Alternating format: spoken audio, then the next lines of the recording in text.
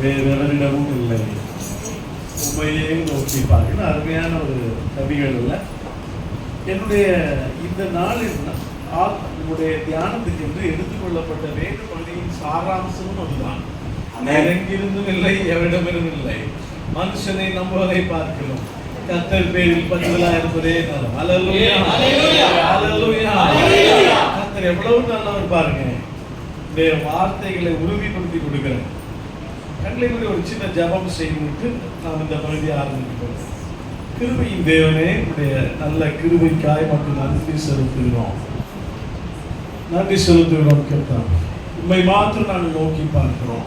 அவர்கள் அவரை நோக்கி பார்த்து பிரகாசம் அடைந்தார்கள், அவர்கள் முகங்கள் வெட்கமடையவில்லை எழுதியிருக்கிறதே. இதோ நாங்கள் உண்மை நோக்கி பார்க்கிறோம். கர்த்தாவே, எங்கள் முகங்களை பிரகாசிக்க பண்ணோம். உடைய நாம மகிமைக்கு என்று சொல்லி இந்த ஆராதனை வேளையை பொறுப்படுத்த ஆசீர்வதிக்கும்படியே நான் நினைச்சிருக்கிறேன். உம்முடைய வார்த்தை வல்லமையாய் புறப்பட்டு சொல்லட்டும். கர்த்தாவே, அடியனை மறைத்து நீர் வெளிப்படுவீராக.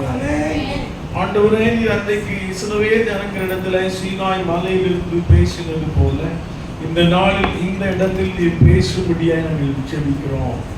எல்லா தடைகளையும் எதிர்ப்புகளையும் நசரேயனாகிய இயேசுவின் நாமத்தில் நான் கடிந்து கொள்கிறேன். ஜெயத்தை எடுத்துக் கொள்கிறேன் இயேசுவின் நாமத்தில் பிதாவே. அல்லேலூயா, அல்லேலூயா. பாருங்க, இந்த நாளுடைய செய்தியை நான் ஆயத்தப்படுத்தும்படியாக நான் ஆலோசனை வேதத்தை ஆராய்ந்து கொண்டிருந்த பொழுது ஆவியானவர் என்னை ஏவின பகுதி ஏசாயா 30வது அதிகாரம். ஏசாயா 30வது அதிகாரத்தில் சொல்லுகிறது, முதல் 2 மற்றும் 3 வசனங்களை யாராவது வாசிக்கிறேன். நான் வாசிக்கிறேன். என் வாக்கை கேளாமல் பார்வோனின் பலத்தினாலே பலக்கவும் எகிப்தின் நிழலிலே ஒதுங்கவும் வேண்டும் என்று எகிப்துக்கு போகிறவர்களுமாகிய முரட்டாட்டம் உள்ள புத்திரருக்கு ஐயோ என்று சொல்லுகிறார். பார்வோனுடைய பலன் உங்களுக்கு வெட்கமாகவும் எகிப்தினுடைய நிழலுக்கு உங்களுக்கு இலட்சியாகவும் இருக்கும். கர்த்தரை நாம் மகிமைப்படுவதாக. இதை நான் தொடர்ந்து நம்ம இந்த பகுதியை நாம் தியானிக்க போகிறோம்.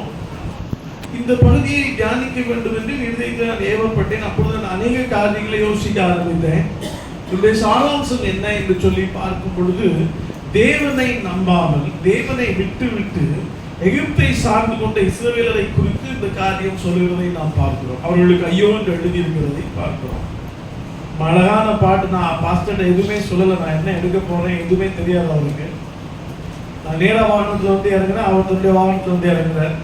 2 பேரும் நேரா அவங்க பேசி முடித்து விட்டு பிரதருடைய ஹெல்ப்போட நாங்கள் இங்க இடத்துக்கு வந்து சேர்ந்த அவ்வளவுதான். ஆனா அவர் எடுத்த பாடல் எனக்கு மிகவும் ஆச்சரியத்தை கொடுக்கிறது. ஏன்னா இன்னைக்கு நான் பேச விரும்பின காரியத்தின் சாராம்சத்தை அப்படியே அந்த பாடல் சொல்லிவிட்டு நான் பேச எடுத்துக்கொண்ட வேத வாக்கியம் ஏசாயா 2:22. நான் வாசிக்கிறேன். ஏசாயா 2:22. நாசியில சுவாசமுள்ள மனுஷனை நம்புவதை விட்டு விடுங்கள், எண்ணப்படுவதற்கு அவர் ஏமாற்று. அப்படின்னு சொன்னால் என்ன? மனுஷனை நம்பாதிருங்கள், கர்த்தரை நம்புங்கள். ஹல்லேலூயா, ஹல்லேலூயா. அன்பான தேவனுடைய பிள்ளைகளே, இந்த நாளிலே நம்முடைய வாழ்விலே எத்தனையோ தேவைகள் இருக்கக்கூடும். நாம் நினைப்போம், இந்த மனிதனிடத்திலிருந்து எனக்கு உதவி வந்து விடாதா, இந்த சகோதரிடத்திலிருந்து எனக்கு உதவி வந்து விடாதா, இந்த சகோதரிடத்திலிருந்து எனக்கு உதவி வந்து விடாதா. நம்ம நினைப்போம், இவர் நினைச்சா இந்த காரியத்தை நம்ம முடிச்சிடலாம், அவங்க நினைச்சா இந்த காரியத்தை நம்ம முடிச்சிடலாம். ஒரு காரியத்தை நம்ம மறந்து போகிறோம். நம் நாசியில் சுவாசம் உள்ள மனுஷனை நம்புவது விருதா என்பதை நாம் மறந்து போகிறோம். அல்லேலூயா. அழகான பாடல் சொன்னது போல வேற எவ்விடத்திலிருந்தும் இல்லை, அவரிடத்திலிருந்து தான் ஒத்தாசை வர வேண்டும் நமக்கு. அல்லேலூயா. ஆகவே அதை நாம் அறிந்து கொண்டவர்களாக இந்த நாளிலே இந்த இடத்தை விட்டு நாம் கடந்து போக போகிறோம் என்று நான் நம்புகிறேன். பாருங்க, வேதத்துல யோவான் எழுதின சுவிசேஷ புத்தகம் 14வது அதிகாரத்துல அநேக வசனங்கள் நம்மை ஆறுதல் படுத்துகிறதாக இருக்கிறது. 14:14 சொல்லுகிறது, என் நாமத்தினாலே நீங்கள் எதை கேட்டாலும் நான் அதை உங்களுக்கு தருவேன் என்பது அவருடைய வாக்குத்தத்தமா இருக்கிறதாக நாம் அந்த இடத்துல வாசிக்கிறோம். யாராவது வாசிக்கிறோம். யோவான் 14. என் நாமத்தினாலே நீங்கள் எதை கேட்டாலும் அதை நான் செய்வேன். அப்போ ஆண்டவராகிய இயேசு கிறிஸ்து சொல்லுகிறார், என் நாமத்தினாலே எதை கேட்டாலும் நான் அதை செய்வேன் என்று சொல்லுகிறார். சிறு பிள்ளைகளுக்கு நாம் கற்றுக் கொடுக்கிற காரியம் என்ன? உங்களுக்கு என்ன தேவைனாலும் முதலாவது யாரை கேட்கணும்? வெரி நைஸ், அழகா சொன்னீங்க சகோதரி. ஏசப்பா கிட்ட கேளுங்க. உங்களுடைய தேவைகள் எதுவா இருந்தாலும் முதலாவது யார்கிட்ட கேட்கணும்? ஏசப்பா கிட்ட கேட்கணும். நேற்றைக்கு நான் ஒரு ஜெப கூட்டத்துல செய்தி கொடுக்கும்படியாக சென்றிருந்தேன். அது ஒரு சகோதரி, கணவனை இழந்த ஒரு சகோதரி, அவருடைய மகள் 2 பேரும் வந்திருந்தாங்க. இப்போ நான் அவளோடு அவள் ஜெபிப்பதற்காக முன்னால் வந்தாங்க. நான் ஜெபிக்கிறதுக்காக இருந்த பொழுது அந்த பிள்ளையோட முகத்தில் அவ்வளோ ஒரு சோகம், அவ்வளோ ஒரு கவலை, எனக்கு மிகவும் கஷ்டமாக இருந்தது. அவளுக்கு நான் சொல்லிக் கொடுத்த இதை தான் நான் சொல்லிக் கொடுத்தேன். மகளே, உனக்கு என்ன தேவைன்னு சொன்னாலும், ஒருவேளை அம்மாவால் வாங்கி கொடுக்க முடியாம இருக்கலாம், முதலாவது யார்கிட்ட கேட்கணும்? ஏசப்பாட்ட கேட்கணும். அநேக சமயங்கள்ல இந்த சண்டைக்குள்ள சத்தியத்தை நாம் மறந்து விடுகிறோம். நம்முடைய வாழ்வில் நம்முடைய தேவைகளை எத்தனை விஷயம் நாம் மற்றவர்களிடத்துல சொல்லி வருத்தப்படுகிறோம்? எத்தனை விஷயம் நாம் மற்றவர்களிடத்துல சொல்லி வேதனைப்படுகிறோம்? பிரியமான தேவனுடைய பிள்ளைகளே, நம்முடைய தேவைகளை சொல்லுவதற்கு நமக்கு ஒரு பரம தகப்பன் இருக்கிறார், நமக்கு ஒரு பரம பிதா இருக்கிறார், நமக்கு ஒரு சகோதரன், மூத்த சகோதரன் இருக்கிறார், நமக்கு ஒரு வல்லமையுள்ள கர்த்தர் இருக்கிறார். இதை நாம் அநேக சமயங்களில் மறந்து விடுகிறவர்களாக இருக்கிறோம். இந்த காரியத்தை சற்று ஆழமாக இன்றைக்கு நாம் ஆராய்ந்து பார்க்க போகிறோம். முதலாவது நான் உங்கள் மத்தியிலே வைக்க விரும்புகிற ஒரு காரியம் என்ன என்று சொன்னால், இஸ்ரவேல் ஜனங்கள். இஸ்ரவேல் ஜனங்கள் எப்படிப்பட்டவர்களாக இருந்தார்கள் என்று சொல்லி நாம் எல்லாரும் அறிந்திருக்கிறோம். பார்ப்போம். எரேமியா தீர்க்கதரிசன புத்தகம் 2வது அதிகாரம் 6வது வசனத்தை யாராவது வாசிங்க. எரேமியா 2:6. என்னை விட்டு தூரப்பட்டு மாயை பின்பற்றி வீணராய் போகிறதற்கு என்னிடத்தில் என்ன அநியாயத்தை கண்டீர்கள்? சரி, இது யாரு சொல்றதுங்க? கர்த்தர். கர்த்தராகிய தேவன் யாரை பார்த்து சொல்றாரு?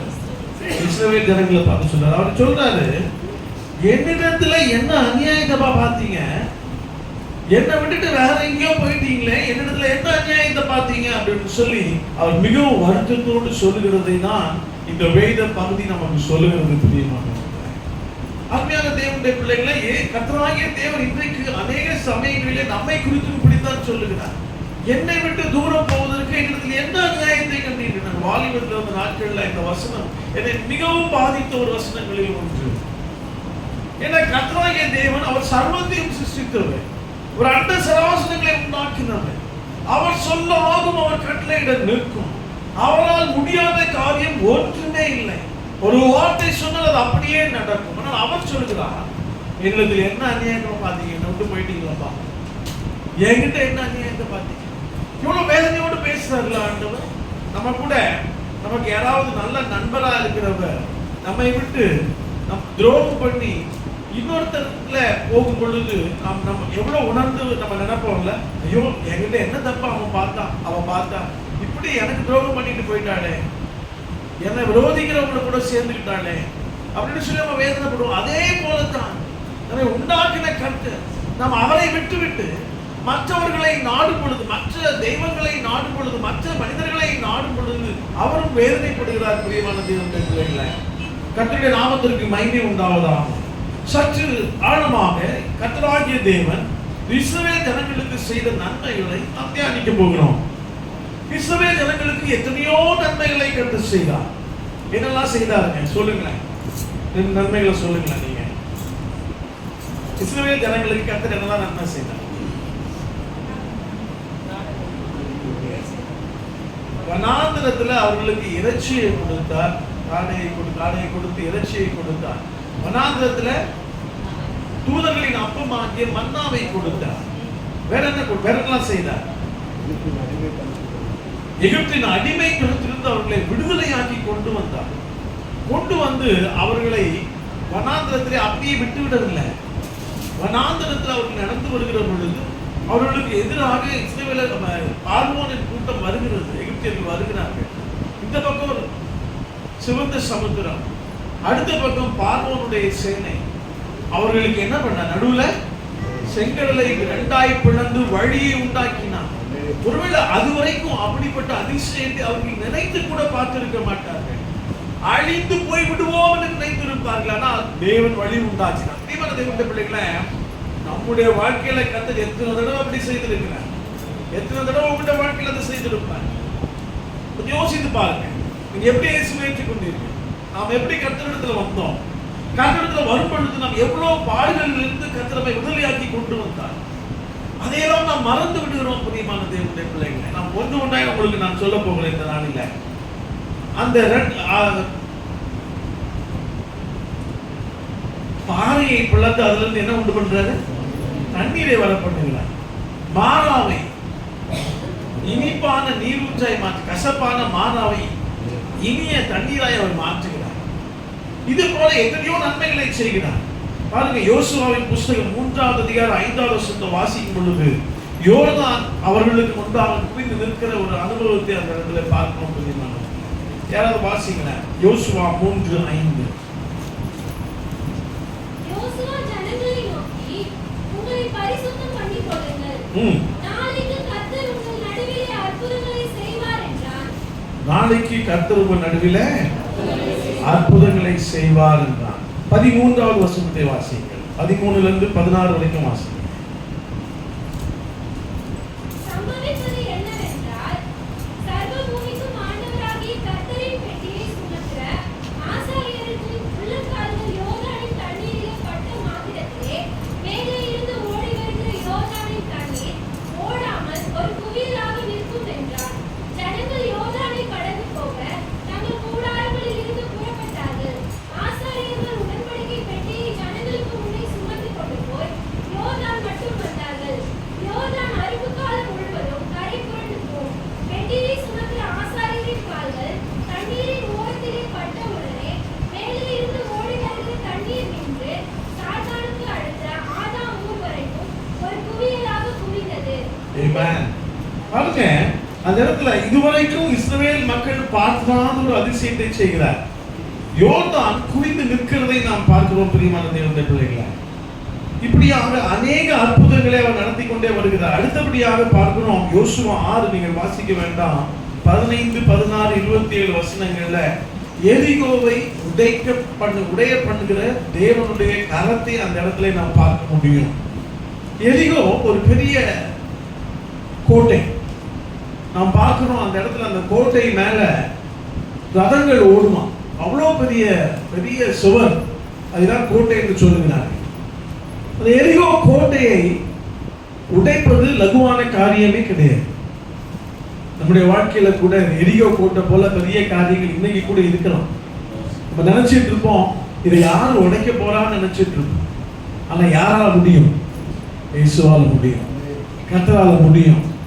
நம்முடைய இருதயத்தை நாம் அவர் பேரில் திருப்ப அறிந்து கொள்ள வேண்டும். பிரியமான தேவனுடைய பிள்ளைகளை, நம்முடைய இருதயம் அவர் பேரில் சார்ந்து கொள்ள அறிந்து கொள்ள வேண்டும், சார்ந்திருக்க அறிந்து கொள்ள வேண்டும். எங்களுடைய வாழ்க்கையில சுமார் 20 ஆண்டுகளுக்கு முன்பதாக மிகுந்த பிரச்சனையின் மத்தியிலே நாங்கள் கடந்து சென்றோம். ஒருவேளை இன்னைக்கு எங்களை பார்க்கறதுக்கு அப்படி தெரியாம இருக்கலாம். ஆனா நாங்கள் கடந்து போன பாதை மிகவும் கடினமான பாதை, மிகவும் பாரமான பாதை, எல்லா பக்கங்களிலும் இருக்கும். எனக்காக ஜெபிக்கிறது கூட ஆள் கிடையாது. ஜெபிக்க சொல்றதுல உங்களுக்காக நாங்கள் ஜெபிக்க மாட்டோம், நேரடியாக சொல்ல மாட்டாங்க, நான் அதை தான் செய்வாங்க. ஜெபித்துக் கொள்ளுங்கள்னு சொன்னா உங்களுடைய ஜெபக்குழுக்காக நாங்கள் ஜெபித்துக் கொள்ளுகிறோம் அப்படின்னு சொல்லுவாங்க. அப்படி எல்லா பக்கங்களிலும் நெருக்கும். இந்த அலுவலகத்துல அவ்வளவு பெரிய நெருக்கும். ஒரு விஷயம், நான் அதனால் நோய்வாய்ப்பட்டேன். அந்த பிரச்சனைகளினாலே நான் நோய்வாய்ப்பட்டேன். ஒரு நாள் ஆஸ்பத்திரிக்கு போயிருக்கும் போது என்னுடைய உறவினர் ஒருத்தர் கேட்டார், உனக்கு என்னப்பா பிரச்சனை? எனக்கு ஆளை மட்டும் காமி, நான் பார்த்துக்கிறேன் அப்படின்னு சொன்னேன். அவரை பார்த்து சிரித்தேன். ஏன்னா என்னுடைய நம்பிக்கை யாரு? இயேசு. என் நம்பிக்கை இயேசு கிறிஸ்து மேல வைத்திருந்தபடினால அந்த மனிதர்களை சார்ந்து கொள்ள வேண்டும் என்கிற எண்ணத்தை கர்த்தரின் இதயத்தில் முற்றிலும் எடுத்துக் கொண்டிருந்தார். கர்த்தர் சும்மா இருந்தாரா? இல்ல. எந்த காரியத்தை நான் பாடுபட்டுக் கொண்டிருந்தேனோ அத்தனை காரியங்களையும் கர்த்தர் நீக்கினார். பிரியமானவர், அல்லேலூயா. எந்த காரியம் என்னை நெருக்கி கொண்டிருந்ததோ அத்தனை நெருக்கத்திலிருந்து கர்த்தர் எங்களை விடுதலை ஆக்கினார். நான் என் மனைவி இன்றைக்கு வந்திருக்கிறோம். ஆபீஸ் போயிட்டு வந்து நாங்கள் 2 பேரும் அழுது என்ன பண்ணுவோம்? ஜெபம் தான் பண்ணுவோம். ஏன்னா எங்களுக்கு வேற வழியே தெரியாது. இந்த பிரச்சனையை யாருக்கும் சொல்லவும் முடியாது. ஏன்னா யார் சொன்னா நம்ப மாட்டாங்க. கை நிறைய சம்பாதிக்கிறவனுக்கு என்ன பிரச்சனைன்னு தான் சொல்லுவான். ஆனால் எனக்கு இருந்த பிரச்சனை எனக்கு தான் தெரியும், என் மனைவிக்கு தெரியும். நாங்கள் 2 பேரும் உட்கார்ந்து கண்ணீரோடு ஜெபம் பண்ணுவோம். கண்ணீரோடு ஜெபம், கர்த்தர் எங்கள் பிரச்சனைகளை மாற்ற. இது மாத்திரம் இல்லை, இது ஒரு பக்கத்தில் மாத்திரம் இல்லை, பல பக்கங்கள் நெருக்கப்பட்டோம். ஆவிக்குரிய வாழ்க்கையில நெருக்கப்பட்டோம். ஒரு நாள் வீட்டு மாடியில என்னுடைய தாப்பனார் வீட்டில் நான் பொழுது இருந்தேன். மாடியில் உட்கார்ந்து இருக்கிறேன். ராத்திரி இருக்கும், ஒரு 8-9 மணி இருக்கும்னு நினைக்கிறேன். இப்படி ஒரு ரூம், இவ்வளவு பெரிய ரூம் இல்லை, இதில் பாதி இருக்கும். ஒரு சைடுல இன்னொரு சைடு சலங்க சத்தம் நீங்க. இதெல்லாம் நீங்க வந்து ஒருவேளை கதை சொல்லி கேள்விப்பட்டிருப்பீங்க. அதான் நேரடியாக அனுபவிக்கிறேன். சலங்க சத்தம் கிராஸ் பண்ணது இந்த சைட்ல இருந்து அந்த எண்டுக்கு. அப்பதான் நான் என் மனைவி திருமணமான சில மாதங்கள், ஒரு சில ஆண்டுகள் இருக்கும். என் மனைவி என்னை பிடித்து கொண்டார். என்ன நடக்கிறது? எதுக்காக இதெல்லாம் சொல்றேன் அப்படின்னு சொன்னா, நீங்க எந்த விதமான பிரச்சனைகளை கடந்து போய் கொண்டு இருக்கலாம். ஒருவேளை மாந்திரிக பிரச்சனையா இருக்கலாம், இல்லை என்று சொன்னால் உங்களுடைய பொருளாதார பிரச்சனையா இருக்கலாம், இல்லை என்று சொன்னால் ரிலேஷன்ஷிப் உறவு நிலைகளில் உள்ள பிரச்சனைகளா இருக்கலாம், இல்லை என்று சொன்னால் எந்த விதமான பிரச்சனையா இருக்கலாம். நீங்க யாரை சார்ந்து கொள்ளுங்க? இயேசுவை சார்ந்து கொள்ளுங்க. இயேசுவை சார்ந்து கொள்ளுங்க. அவர்தான் மெய்யான பதில் நம்முடைய பிரச்சனைகள். அவர் ஒருவரால் தான் அந்த பிரச்சனைகளை வேறறுக்க முடியும். அவர் வேறறுக்கிற தேவன். வேதம் சொல்கிறது, துஷ்டன் இனி உன் வழி துஷ்டன் இனி உன் வழி வருவதில்லை. துஷ்டன் என்று சொல்லக்கூடிய சத்துருவின் கிரியைகளை வேறறுப்பதற்கு இயேசு கிறிஸ்துவை போல ஒரு தெய்வம் ஒருவரும் இல்லை. பிரியமானவர்களே, எந்த பிரச்சனையா இருந்தாலும், அது உங்கள் கடன் பிரச்சனையா இருக்கலாம். எனக்கு தெரியும், சுமார் 7 ஆண்டுகள் இருக்கும், 7 ஆண்டுகள் 8 ஆண்டுகள் இருக்கும். எனக்கு பெரிய கடன் இருந்தது. வேலையில என்ன பார்த்து சொன்னாங்க, நீங்க வேற வேலையை பார்த்துக்கோங்க அப்படின்னு சொன்னாங்க. வேற வேலையை பார்த்துக்கோங்க. எனக்கு இருந்த கடன் தொகை ரொம்ப அதிகம். ஒருவேளை உங்களுக்கு தெரியணும்னு சொன்னா மீட்டிங் முடிஞ்சோடனே என்கிட்ட கேளுங்க, பாஸ்டர் சொல்றது எனக்கு கேட்டுக்கணும். அவ்வளவு பெரிய கடன். என்ன சொல்றாங்க, வேலையில வேற வேலையே பார்த்துக்கணும். என் வயதுக்கு இன்னொரு வேலையை நான் எங்க போய் தேடுவேன்? எனக்கு ஹார்ட் அட்டாக்கே வர மாதிரி இருந்தது. நானும் என் மனைவி, என் குடும்ப பிள்ளைகளுமாக சேர்ந்து நாங்கள் ஜெபம் பண்ணோம். கர்த்தர் எல்லாவற்றையும் மாற்றி, கர்த்தர் அத்தனை கடனையும் மாற்றி, கடனே வாங்கக்கூடாது என்று சொல்லி எங்களுக்கு கற்றுக் கொடுத்தார். கடன் வாங்கக்கூடாது என்ற தீர்மானத்தை எடுக்க உதவி செய்தார். முழு கடனையும் அவர் 1-2 ஆண்டுகளுக்குள்ள மாற்றி. அல்லேலூயா. தேவனால் முடியாத காரியம் ஒன்றுமில்லை. தேவனால் முடியாத காரணம். ஏன் இதெல்லாம் சொல்றேன் அப்படின்னு சொன்னா, இன்னைக்கு நீங்க எந்த வித பிரச்சனைகளுக்கு கூட நடந்து போய் கொண்டு இருக்கலாம். ஆனால் உங்கள் பிரச்சனைகளுக்கு தீர்வு கர்த்தராகிய இயேசு கிறிஸ்து. உங்கள் பிரச்சனைகளுக்கு தீர்வு இயேசு கிறிஸ்து. இயேசுவை நம்ப பழகிக் கொள்ளுங்கள். இயேசுவை நம்ப பழகிக் கொள்ளுங்கள். அவர் உங்கள் சிநேகிதர், அதை மறந்து விடாதீர்கள். வேதம் சொல்கிறது, ஒரு சிநேகிதன் ஒருவன் தன் சிநேகிதனுக்காக தன் ஜீவனை கொடுக்கிற அன்பிலும் மேலான அன்பு இல்லை என்று சொல்லி இயேசு கிறிஸ்து சொன்ன தேவன் உங்களுக்காகவும் எனக்காகவும் தன் ஜீவனையை கொடுத்தார். அல்லேலூயா. வேதம் சொல்கிறது, அவர் நம்முடைய சிநேகிதன் என்று அவரே சொல்லி சென்றிருக்கிறார். வாசிப்போமா? யோவான் எழுதின சுவிசேஷ புஸ்தகம் 15வது அதிகாரம் 16வது வசனம் என்று நினைக்கிறேன். இதை வாசிக்கிறேன். நீங்கள் என்னை தெரிந்து கொள்ளவில்லை. இல்ல 14 நினைக்கிறேன்ல, 13 வாசிக்கிறது. ஒருவன் தன் சிநேகிதருக்காக தன் ஜீவனை கொடுக்கிற அன்பிலும் அதிகமான அன்பு ஒருவரிடத்திலும் இல்லை.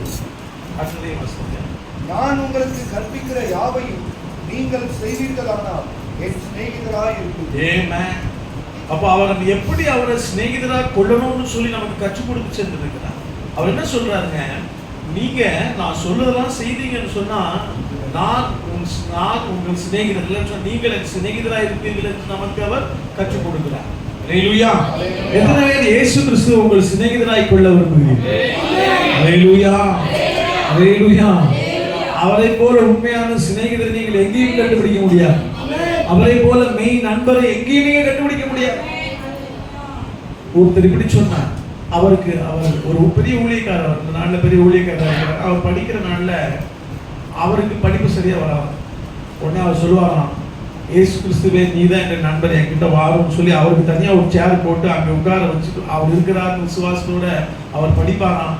நல்லா அவருக்கு அந்த படிப்பு வந்ததுன்னு அவர் சொல்லுவார். கர்த்தர் நாம் மையப்படுவதா எதுக்கு அதை சொல்லுறேன்னு சொன்னால் அவரை போல நம்பத்தக்கவர் ஒருவரும் இல்லை. அல்லேலூயா. அன்றைக்கு ஒரு தீர்மானத்தை எடுங்க, நான் இயேசுவை மாத்திரம் நம்புவேன் என்று சொல்லி பாருங்க. மாத்திரம் இல்லை, அவர் இன்னும் அநேக அற்புதங்களை அந்த இஸ்ரவேல் ஜனங்களுக்கு செய்கிறதை நாம் பார்க்கிறோம். அநேக ராஜாக்களை அவர் துரத்தி விடுகிறார். இஸ்ரவேல் ஜனங்கள் எகிப்திலிருந்து கானானுக்கு வருகிறார்கள். கானான் தேசத்திலே அநேக ராஜாக்கள் இருக்கிறார்கள். எபூசியர், எமோரியர், ஓரியர், நிறைய ஜனங்கள் இருக்கிறாங்க. அவங்களுக்குலாம் ராஜாக்கள் உண்டு. அந்த ராஜாக்களை துரத்தி விடுகிறதுல கர்த்தராகிய தேவன் அவர்களுக்கு அதிக உதவி செய்கிறார். குளவிகளை கொண்டு ராஜாக்களை துரத்தி, ஒரு இடத்துல சொல்லப்பட்டிருக்கிறது, வானத்திலிருந்து கல்மழை பெய்து அநேகரை கொன்று விட்டது என்று எழுதியிருக்கிறதுல நம்ம வாசிக்க போகிறோம். பாருங்க, யோசுவாவின் புஸ்தகம் 10வது அதிகாரம் 11வது வசனத்தை 12வது வசனத்தை வாசிப்போம். அவர்கள் பெத்தரோனிலிருந்து இறங்குகிற வழியிலே இஸ்ரவேலுக்கு முன்பாக ஓடி போகையில் இசக்கா மட்டும் ஓடுகிற அவர்கள் மேல் கர்த்தர் வானத்திலிருந்து பெரிய கற்களை விழப்பண்ணினார். அவர்கள் செத்தார்கள். பாருங்க, கர்த்தராகிய தேவன் யுத்தம் பண்ணும்போது அது எப்படி இருக்கும் அப்படிங்கறதுல ஒரு பகுதியை நம்ம இதில் பார்க்க முடிகிறது. இஸ்ரவேல் மக்கள் அந்த ஜனங்களை துரத்தினார்கள், கானானியரை துரத்தினார்கள். எப்படி துரத்தினார்கள்? பல விதங்களில் கர்த்தர்களுக்கு உதவி செய்கிறார். இப்பொழுது ஒரு விதத்தை நாம் பார்க்கிறோம், வானத்திலிருந்து கல்மழை பெய்து அவர்களை கொன்று போட்டது என்று சொல்லி நாம் பார்க்கிறோம். அது மாத்திரமல்ல, நாம் பார்க்க முடியும் யோசுவாவின் புஸ்தகம் 24 நீங்கள் வாசிக்க வேண்டாம், குறித்துக் கொள்ளுங்கள். 11, 12, 13 வசனங்கள் நீங்கள் பார்க்கும் பொழுது அங்கே குளவிகளை கொண்டு கூட ராஜாக்களை துரத்தி அவர்களை மேற்கொள்ள பண்ணுவார். அப்போ இயற்கையை கொண்டே கர்த்தர் யுத்தம் பண்ண வைக்கிறதை நாம் பார்க்கிறோம். பிரியமானவர்கள் பாருங்க, அது மாத்திரம் இல்ல, யோசுவாவின் புஸ்தகத்துல பல இடங்களிலே நம்ம இதை குறித்து பார்க்க முடியும். அநேக ராஜாக்களே அவர்கள் எப்படி மேற்கொண்டார்கள் என்பது அந்த புத்தகத்தில் வெளிப்படுத்தப்பட்டிருக்கிறது. கர்த்தரை நாம மகிமைப்படுவதாக நேரத்தை சொல்கிறேன் என்று சொன்னால், எத்தனையோ நன்மைகளை பெற்றுக்கொண்ட இஸ்ரவேல் மக்கள் அவர் மேல் நம்பிக்கையாக இருக்கவில்லை. அதற்காகவே நான் அதை சுட்டி காண்பிக்கிறேன். இந்த நாளிலே இது நமக்கு ஒரு நல்ல பாடமாக இருக்க வேண்டும் என்பதற்காக நம்முடைய வாழ்வில் பல நன்மைகளை கண்டு செய்கிறோம், நாம் அந்த நன்மைகளை அனுபவிக்கிறோம். ஆனால் அவருக்கு நாம் உண்மையுள்ளவர்களாக இருக்கிறோமா, அவரை நாம் நம்புகிறோமா என்று சொல்லி பார்க்கும் பொழுது, பார்வோன் எகிப்திலே செய்தது போலத்தான். முதலாவது அற்புதம் நடக்கும் போது நான் அவனை விட்டு விடுகிறேன், இஸ்ரவேல் ஜனங்களை விட்டு விடுகிறேன் என்று சொல்லுவான். ஆனால் அவன் லகு உண்டான உடனே என்ன சொல்லுவான்? நான் விட மாட்டேன். அதே போல் நம்முடைய வாழ்விலேயும் கூட, இஸ்ரவேல் ஜனங்களுடைய வாழ்விலேயும் கூட அற்புதங்கள் நடக்கும் பொழுது, யாத்ராகமம் 14வது அதிகாரத்தில் அற்புதம் நடக்கும் பொழுது உடனே அவங்க என்ன சொல்றாங்க? குதிரை வீரனின் 15 கண்ணிலே தள்ளி கர்த்தர் மகிமையாய் வெற்றி சிறந்தார் என்று சொல்லி அந்த இடத்துல மகிமையான ஒரு பாடல் ஆராதனை அவர்கள் செய்கிறார். ஆனா கொஞ்ச நேரம் கழிச்சு பார்க்கும்போது ஆரா வந்த உடனே ஒரு முறுமுறு. இப்படித்தான் நம்முடைய வாழ்க்கையில நடக்கணும். பாருங்க, நான் அருமையா ஆலயத்துக்கு வருகிறோம், நம்முடைய போதகங்களை கேட்கிறோம். கொஞ்ச நாள் அற்புதம் நடந்த உடனே சாட்சி சொல்லுகிறோம், கொஞ்ச நாள் ஆன உடனே அந்த காரியத்தை மறந்து போகிறோம். ஆனால் கர்த்தர் அதை நினைவுபடுத்த விரும்புகிறார். இந்த நாளில மனுஷர்களை நம்புவதை நாம் விட்டுவிட வேண்டும் என்பதை முதலாவது கர்த்தர் மீண்டும் ஒரு விஷயம் உங்களுக்கு சுட்டி காண்பிக்க விரும்புகிறார். நம் தேவனிடத்திலே கொண்ட நம்பிக்கையை ஒரு நாள் விட்டு விலகக்கூடாது. இதைத்தான் நம் இஸ்ரவேல் ஜனங்களுடைய வாழ்க்கை மூலமாக, நடத்திப்பு மூலமாக நாம் கற்றுக்கொள்கிறோம். அவருடைய வாழ்விலே அவர்கள் எப்படியாக தேவனை புறக்கணித்தார்களோ அப்படி நாம் புறக்கணித்து விடக்கூடாது. நான் ஏன் இதை திரும்ப சொல்கிறேன் என்று சொன்னால், இந்த வேத பகுதி சொல்கிறது, 8ஆம் புஸ்தகம் 14, 30, 35 வசனம் நீங்க பார்க்கும் பொழுது, யோசுவா காலை தவிர அந்த இடத்துல எகிப்திலிருந்து புறப்பட்டவர்களிலே வேறு ஒருவரும் கானானிலே பிரவேசிக்கவில்லை என்று சொல்லி வேதம் சொல்லுகிறது. பாருங்க, 6 லட்சம் காலாட்களோடு அந்த நாளிலே மோசே புறப்பட்டு வருகிறார். ஆனால் உள்ளே பிரவேசித்தது எத்தனை பேருங்க? 2 பேர். மற்றவங்க எல்லாம் வனாந்தரத்துல பிறந்த பிள்ளைங்களாம். மற்றது அங்கிருந்து புறப்பட்டவங்க எல்லாம் 2 பேரை தவிர யாரும் உள்ள பிரவேசிக்கவில்லை என்று சொல்லுகிறது வேதம். ஆக நம்முடைய வாழ்விலே கூட அந்த 2 பேருக்கு இருந்த விசுவாசம் நமக்குள்ள இருக்கணும், மற்றவங்களுக்கு இருந்த காரியங்கள் அல்ல. வேதம் சொல்கிறது அவர்கள் வனாந்திரத்துல ஞானஸ்நானம் பெற்றுக் கொண்டார்கள். நீங்க வாசிப்போமா? 1 கொரிந்தியர் 10வது அதிகாரம் நினைக்கிறேன், எடுத்து வாசிப்போம். அவர்கள் அநேக பேரிடத்திலே கர்த்தர் பிரியமாய் இருக்கவில்லை என்று சொல்லி அந்த வேத பகுதி சொல்லுகிறது பாருங்க. 10வது அதிகாரம் 2-3 வசனங்களை வாசிப்போம். எல்லாரும் மோசேக்குள்ளாக மேகத்தினாலும் சமுத்திரத்தினாலும் ஞானஸ்நானம் பண்ணப்பட்டார்கள். எல்லாரும் ஞானஸ்நானம் பண்ணப்பட்டார்கள். எல்லாரும் ஒரே ஞான போஜனத்தை புசித்தார்கள். எல்லாரும் ஞான போஜனத்தை புசித்தார்கள். எல்லாரும் ஒரே ஞானபானத்தை குடித்தார்கள். எல்லாரும் ஒரே ஞானபானத்தை குடித்தார்கள். எப்படி அவர்களோட கூட சென்ற ஞான கண்மலையின் தண்ணீரை குடித்தார்கள். ஞான கண்மலையின் தண்ணீரை குடித்தார்கள். அந்த கண்மலை கிறிஸ்துவே. அப்படி இருந்தும் அவர்களில் அதிகமான பேர்களிடத்தில் தேவன் பிரியமாய் இருந்ததில்லை. ஆதலால் வனாந்திரத்திலே அவர்கள் அழிக்கப்பட்டார்கள். பிரியமான தேவனுடைய பிள்ளைகளை, இன்றைக்கு நாம் சொல்லுகிறோம், ஞானஸ்நானம் பெற்றிருக்கிறோம், ஹோலி கம்யூனியன்ல பங்கு பெறுகிறோம், பரிசுத்தாவியை பெற்றிருக்கிறோம். இதெல்லாம் சொன்னாலும் நாம் தேவனை நம்பவில்லை, தேவனை சார்ந்து கொள்ளவில்லை என்று சொன்னால் நம்முடைய வாழ்விலே கூட நித்திய ஜீவனுக்குள் பிரவேசிப்பது ஒரு கடினமான காரியமாக மாறிவிடும். ஆகவே நாம் இதை குறித்து மிகவும் எச்சரிக்கையா இருக்க வேண்டும். பிரியமான தேவனுடைய பிள்ளைகளை பாருங்க, இந்த வேத பகுதி சொல்லுகிறது, யோசுவா, காலேப் போன்று மற்ற எல்லாருமே கூட அவர்கள் அந்த இடத்துல ஒரே ஞானபானத்தை புசித்தார்கள், குடித்தார்கள், ஞான போஜனத்தை புசித்தார்கள். எல்லாரும் அவர்களுக்குள்ளாக ஞானஸ்நானம் பண்ணப்பட்டார்கள். ஆனாலும் அவர்கள் அநேக பேருக்கு அவர் பிரியமா இருக்கவில்லை. தேவனுடைய பிள்ளைகளை, ஒருவேளை இன்னைக்கு நினைக்கலாம், நம்ம சபைக்கு வருகிறோம், கம்யூனியன் எடுக்கிறோம், நாம் பரலோக ராஜ்யத்துக்கு பிரவேசித்து விடலாம் என்று சொன்னால் அது அவ்வளவு லகுவான காரியம் அல்ல. நாமும் கூட கர்த்தர் மேல் அந்த விசுவாசத்தை நாம் வைத்திருக்கிறவர்களா இருக்க வேண்டும். பிரியமான தேவனுடைய பிள்ளைகளை, கர்த்தர் பேரில் உள்ள விசுவாசம் நமக்கு ஆழமாக இருக்க வேண்டும். எல்லா சூழ்நிலைகளிலேயும் நாம் மனிதர்களையோ மற்ற காரியங்களோ நம்புவதை விட்டுவிட்டு விசுவாசத்தை யார் மேல வைக்கணுங்க? கர்த்தராகிய இயேசு கிறிஸ்துவின் மேல் அந்த விசுவாசத்தை வைக்க வேண்டும். பாருங்க, அடுத்தபடியாக இன்னொரு மனுஷனை நான் வேதத்தில் சுட்டி காண்பிக்க விரும்புகிறேன். அவர் பவுல், அப்போஸ்தலனாகிய பவுல். வேதத்தை பார்க்கிறோம், பவுலை குறித்து நாம் பார்க்க போகிறோம். முதலாவது எந்த மக்களை குறித்து பார்த்தோம்? இஸ்ரவேல் ஜனங்களை குறித்து பார்த்தோம். அவருடைய வாழ்விலே அவர்கள் தேவன் பேரில் பற்றுதலா இருந்தார்களா? இல்லை, அநேகம் பேர் இல்லை. ஆகவே அநேகர் பரலோக ராஜ்யத்தில், அதாவது கானானுக்குள்ளாக அப்படி பிரவேசிக்க முடியாமல் போயிற்று. இதை நாம் பார்ப்போம். அடுத்தபடியாக உங்கள் மத்தியிலே நான் வைக்க விரும்புகிற நபர் அப்போஸ்தலனாகிய பவுல். அவருடைய வாழ்க்கையில் அவர் என்ன காரியத்தை பார்க்க போகிறோம் என்று சொன்னால், அவர் எப்படியாக கர்த்தர் பேரில் பற்றுதலா இருந்தாரா இல்லையா, எப்படி நான் அவரை போல இருக்கலாமா வேண்டாமா என்று சொல்லி பார்க்க போகிறோம். ஒருவேளை இதற்கான பதிலை நீங்கள் அறிந்திருக்கிறீர்கள், எனினும் இந்த நாளிலே நம்ம சற்று ஆராய்ந்து பார்க்க போகிறோம். பாருங்க, பவுலுடைய வாழ்க்கையை பார்க்கும் பொழுது ஒரு முரட்டாட்டமான ஒரு நபராய் அவர் இருந்தார். பவுலை குறித்து வேத பண்டிதர்கள் சொல்கிறார்கள், அவர் ஒரு கப்பல் கட்டுகிற மனிதனுடைய மகன் என்று சொல்லுகிறார். இப்ப கப்பல் கட்டுறது லகுவான காரியமா? இல்லவே இல்லை. அவர் மிகவும் ஒரு பணக்காரர், மிகவும் ஒரு பெரிய பணக்காரர். ஆனால் வேதத்தை பார்க்கிறோம், அவர் அவற்றையெல்லாம் துச்சம் என்று எண்ணினார். ஆத்மா பிலிப்பியருக்கு எழுதின நிருபம் 3வது அதிகாரம் 8, 9, 10 வசனங்களை யாராவது வாசிக்க முடியுமா? அது மாத்திரமல்ல கர்த்தராகிய கிறிஸ்து இயேசுவை அறிகிற அறிவின் மேன்மைக்காக, என் கர்த்தராகிய கிறிஸ்து இயேசுவை அறிகிற அறிவின் மேன்மைக்காக எல்லாவற்றையும் நஷ்டம் என்று எண்ணிக்கொண்டிருக்கிறேன். நான் கிறிஸ்துவை ஆதாயப்படுத்திக்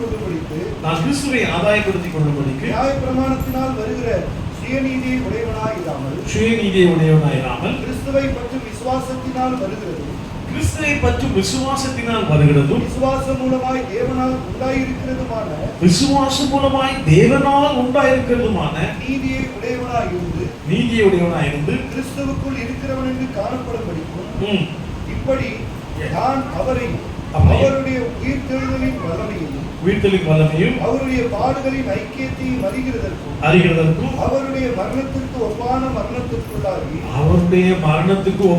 மரணத்துக்குள்ளாகி எப்படியாயினும் நான் மரித்தோரிலிருந்து உயிரோடு எழுந்திருப்பதற்கு ம். தகுதியாகும்படிக்கும் ம். அவருக்காக அவருக்காக எல்லாவற்றையும் நஷ்டமென்று விட்டேன், எல்லாவற்றையும் நஷ்டம் என்று விட்டேன், குப்பையுமாக இருந்தது. குப்பையுமாக இருக்கிறேன். பாருங்க, இவருடைய ஒரு புரிதலை பாருங்க, அவருடைய புரிதலை பாருங்க. கர்த்தராகிய இயேசுவை அறிகிற அறிவின் மேன்மைக்காக எல்லாவற்றையும் நஷ்டம் என்று நினைத்து சொன்னார். பிரியமான தேவனுடைய பிள்ளைகளை, இந்த நாள்ல நம்முடைய வாழ்வில் எதை நாம் மேன்மைப்படுத்திக் கொண்டிருக்கிறோம், எதை நாம் மேன்மைப்படுத்திக் கொண்டிருக்கிறோம்? இன்னொரு சம்பவத்தை உங்கள் மத்தியில் வைக்க விரும்புகிறேன். அப்போஸ்தலனாகிய பவுல் அவர் சிறைச்சாலையில் அடைக்கப்பட்டார். சிறைச்சாலையில் அடைக்கப்பட்ட பொழுது அவரை பார்ப்பதற்கு ஃபெலிக்ஸ் என்கிற அதிபதி வந்தார். அந்த ஃபெலிக்ஸ் என்கிற அந்த அதிபதி அவரை அடிக்கடி அவரை கண்டு கொண்டார். இந்த பகுதி எந்த இடத்துல இருக்குன்னு சொன்னா அப்போஸ்தலர் இருக்கிற நடவடிக்கைகள் 24 24 26 வரைக்கும் உள்ள வசனங்களை நீங்க இந்த சம்பவத்தை பார்க்கலாம். நீங்க பிறகு வாசித்துக் கொள்ளுங்க. இந்த சம்பவத்தை நான் சுருக்கி உங்க மத்தியில சொல்லுகிறேன் பாருங்க. அப்போஸ்தலனாகிய பவுல் சிறைச்சாலையில் அடைக்கப்பட்டார். அடைக்கப்பட்ட பவுல் அந்த இடத்துல பலரை அவர் சந்திக்கிறார். அதுல ஒரு முக்கியமான நபர் தான் ஃபெலிக்ஸ். ஃபெலிக்ஸ் தன்னுடைய மனைவியோடு கூட அவரை சந்திக்கிறார். அப்பொழுது அவர் நினைச்சுக்கலாம் ஏதோ கதை சொல்ல போறான்னு நினைச்சுக்கலாம். ஆனா இயேசு கிறிஸ்துவை பத்தி அவர் சொல்லுகிறார். யாருக்கு? ஃபெலிக்ஸுக்கு சொல்லுகிறார்.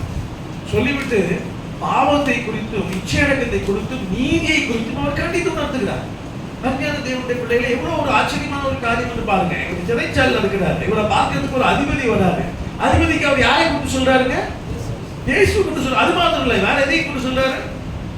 பாவத்தை குறித்தும் நீதியை குறித்தும் இச்சையடக்கத்தை குறித்தும் அவருக்கு கண்டித்து உணர்த்துகிறார். அப்படித்தான் வேதம் குறித்து சொல்லுகிறது. பாருங்க, இன்னைக்கு இந்த நாட்டுல பாவத்தை குறித்து பேசுவதற்கு கூட அநேகர் பயப்படுகிறார்கள். ஏன்னு சொன்னா அவ்வளவு தூரம் மக்களை நாம் புண்படுத்தி விடக்கூடாது என்று சொல்லி. ஆனா இந்த இடத்துல பார்க்கணும், தன்னை பார்க்க வந்த உயர் அதிகாரிகிட்ட நீ செய்யறது தப்புங்கிற மாதிரி ஒரு உணர்த்துற மாதிரி பேசுறாரு. பேசுனது கேட்ட உடனே யாருக்கு பயம் வந்துருச்சு? யாருக்கு பயம் வந்துருச்சுங்க? நீங்க சொல்லுங்க, அப்பதான் நீங்க கேக்குறீங்களா இல்லையா தெரியும். யாருக்கு பயம் வந்தது? ஃபெலிக்ஸ் அப்படிங்கிற அந்த அதிபதிக்கு என்ன வந்தது? பயம். அவர் அப்படியே விட்டு போயிட்டார். பைபிள்ல எழுதி இருக்கு, எப்படியாவது இவன் தனக்கு பணம் கொடுப்பாங்கிறதுக்காக தான் திரும்ப திரும்ப அவர் பார்த்துட்டு இருந்தாராம். நான் கேட்கறத புரிஞ்சுக்கோங்க, நான் சொல்றத புரிஞ்சுக்கோங்க. எதுக்காக ஃபெலிக்ஸ் பவுலை பார்த்தாரா? தனக்கு பணம் கொடுப்பான், பணம் கொடுத்து என்ன விடுதலை பண்ணிட்டுப்பான்னு சொல்லுவான்னு சொல்லி நினைச்சிட்டு தான் அந்த ஃபெலிக்ஸ் யாரை பார்த்தாரா? பவுலை பார்த்தாரா. இதை நான் எதுக்காக சொல்றேன் அப்படின்னு சொல்ல உங்களுக்கு இந்த சம்பவம் தெரிந்திருக்கலாம். எதுக்காக சொல்றேன்னு சொன்னா, அந்த இடத்துல பணம் கொடுக்குற அளவுக்கு யார் பெரிய ஆளா இருந்தாரு? பவுல். ஒரு அதிபதிக்கு பணம் கொடுக்குற அளவுக்கு பவுலுக்கு என்ன இருந்தது? ஆனா அவர் அதை சார்ந்து கொள்ளவில்லை. ஹல்லேலூயா. அதை சொல்வதற்காகவே இந்த சம்பவத்தை நான் கொண்டு வந்தேன். பிரியமான தேவனுடைய பிள்ளைகளே, தேவன் பேரில் நம்பிக்கையா இருப்பது மிகவும் உத்தமம். ஒருவேளை உங்ககிட்ட எல்லாம் இருக்கலாம், எனக்கு தெரியாது. இல்லாமலும் இருக்கலாம், எனக்கு தெரியாது. ஆனா நமக்கு இருக்கிறது என்னது? கர்த்தராகிய இயேசு கிறிஸ்து என்னும் பெரிய சொத்து நம்ம கிட்ட இருக்குதுங்க. பெரிய சொத்து அவர்தான். ஒரு அழகான பாட்டு ஒன்று இல்ல, சொந்தம் என்று சொல்லிக்கொள்ள உம்மை விட யாரும் இல்ல, சொத்து என்று அள்ளிக்கொள்ள உம்மை விட ஏதும் இல்ல, சொந்தம் என்று சொல்லிக்கொள்ள உம்மை விட யாரும் இல்ல, சொத்து என்று அள்ளிக்கொள்ள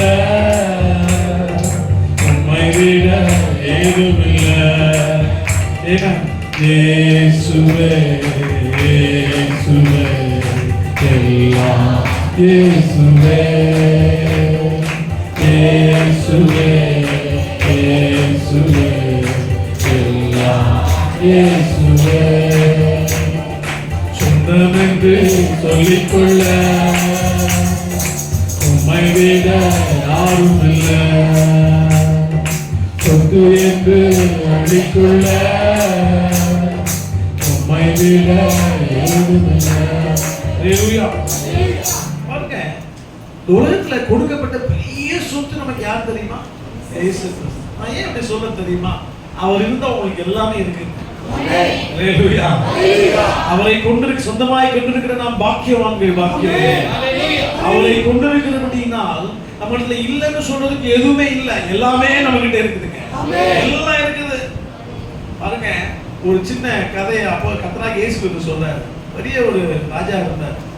ஒரு வெளியூருக்கு போனார். போகும்போது வந்துட்டு 1 தாலந்து இன்னொருத்தன்ட்ட, 2 தாலந்து இன்னொருத்தன்ட்ட, 5 தாலந்து கொடுத்துட்டு போறார்.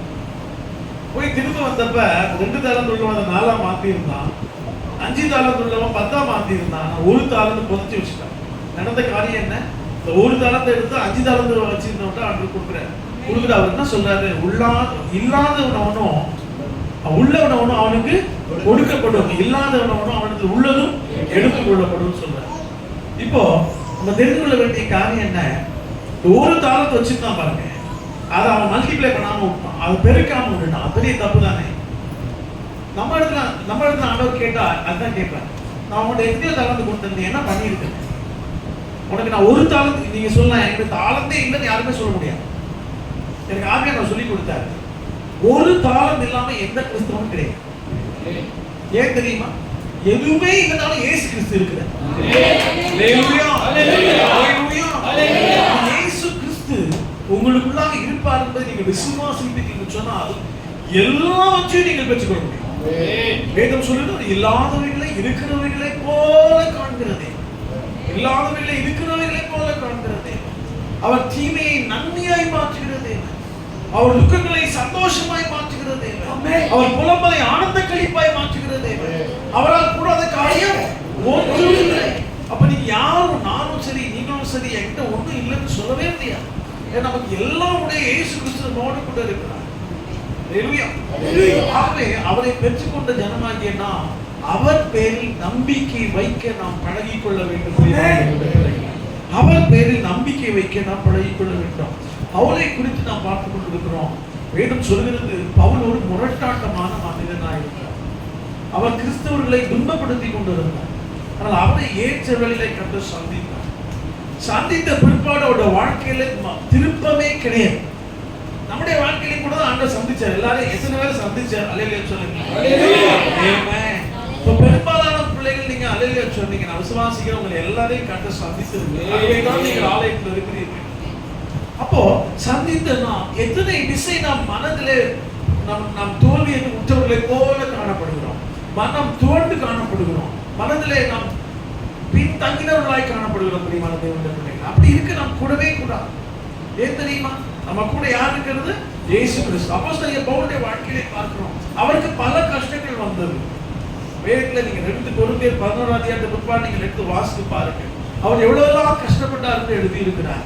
ஆனால் ஒரு விசை கூட கர்த்தரிடத்தில் அவர் புலம்பவே இல்லை. வேதத்தில் அவர் கர்த்தருடைய சமூகத்தில் வந்து தன்னை குறித்து தன்னுடைய தேவைகளுக்காக புலம்பினதாக எழுதப்படவே இல்லை. பிரியமானவர்களே, அதை குறித்து நானும் கூட ஆச்சரியப்படுகிறேன். எத்தனையோ விசை நாம் கஷ்டங்களுக்குள்ளாய் கடந்து செல்லும் பொழுது நம் தேவனிடத்திலே புலம்புகிறோம்.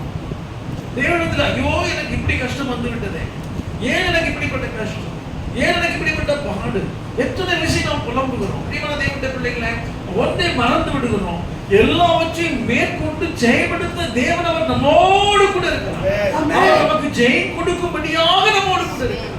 நமக்கு வெற்றியை கொடுப்பதற்காக அவர் நம்மோடு கூட இருக்கிறார் என்பதை நாம் மறந்து போகிறோம். பிரியமான தேவனுடைய பிள்ளைகளை, அப்போஸ்தலனாகிய பவுலுடைய வாழ்க்கை நமக்கு ஒரு நல்ல ஒரு முன்னுதாரணமா இருக்கிறது. பாருங்க, கொரிந்து பட்டணத்துல அவன் பயப்படுகிறான். சுவிசேஷத்தை சொல்வதற்கு அவன் பயப்படுகிறான். அப்பொழுது இயேசு கிறிஸ்து தோன்றி அவனுக்கு சொல்லுகிறார். அப்போஸ்தலர் 12:10 நாம் வாசிக்கும் பொழுது, இந்த பட்டணத்தில் எனக்கு அநேகம் பேர் உண்டு, ஒருவனும் உன்மேல் கை போடுவதில்லை, நீ தைரியமாய் சுவிசேஷத்தை பிரசங்கின்னு சொல்லுகிறார்.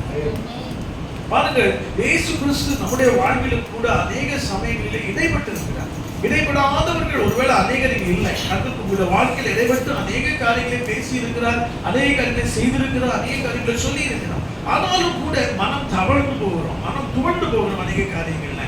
அப்படிப்பட்ட காரியத்தில் நாம் உடன்படவே கூடாது. பிரியமானவர்களே, கர்த்தரை பிடித்துக் கொள்ள வேண்டும்.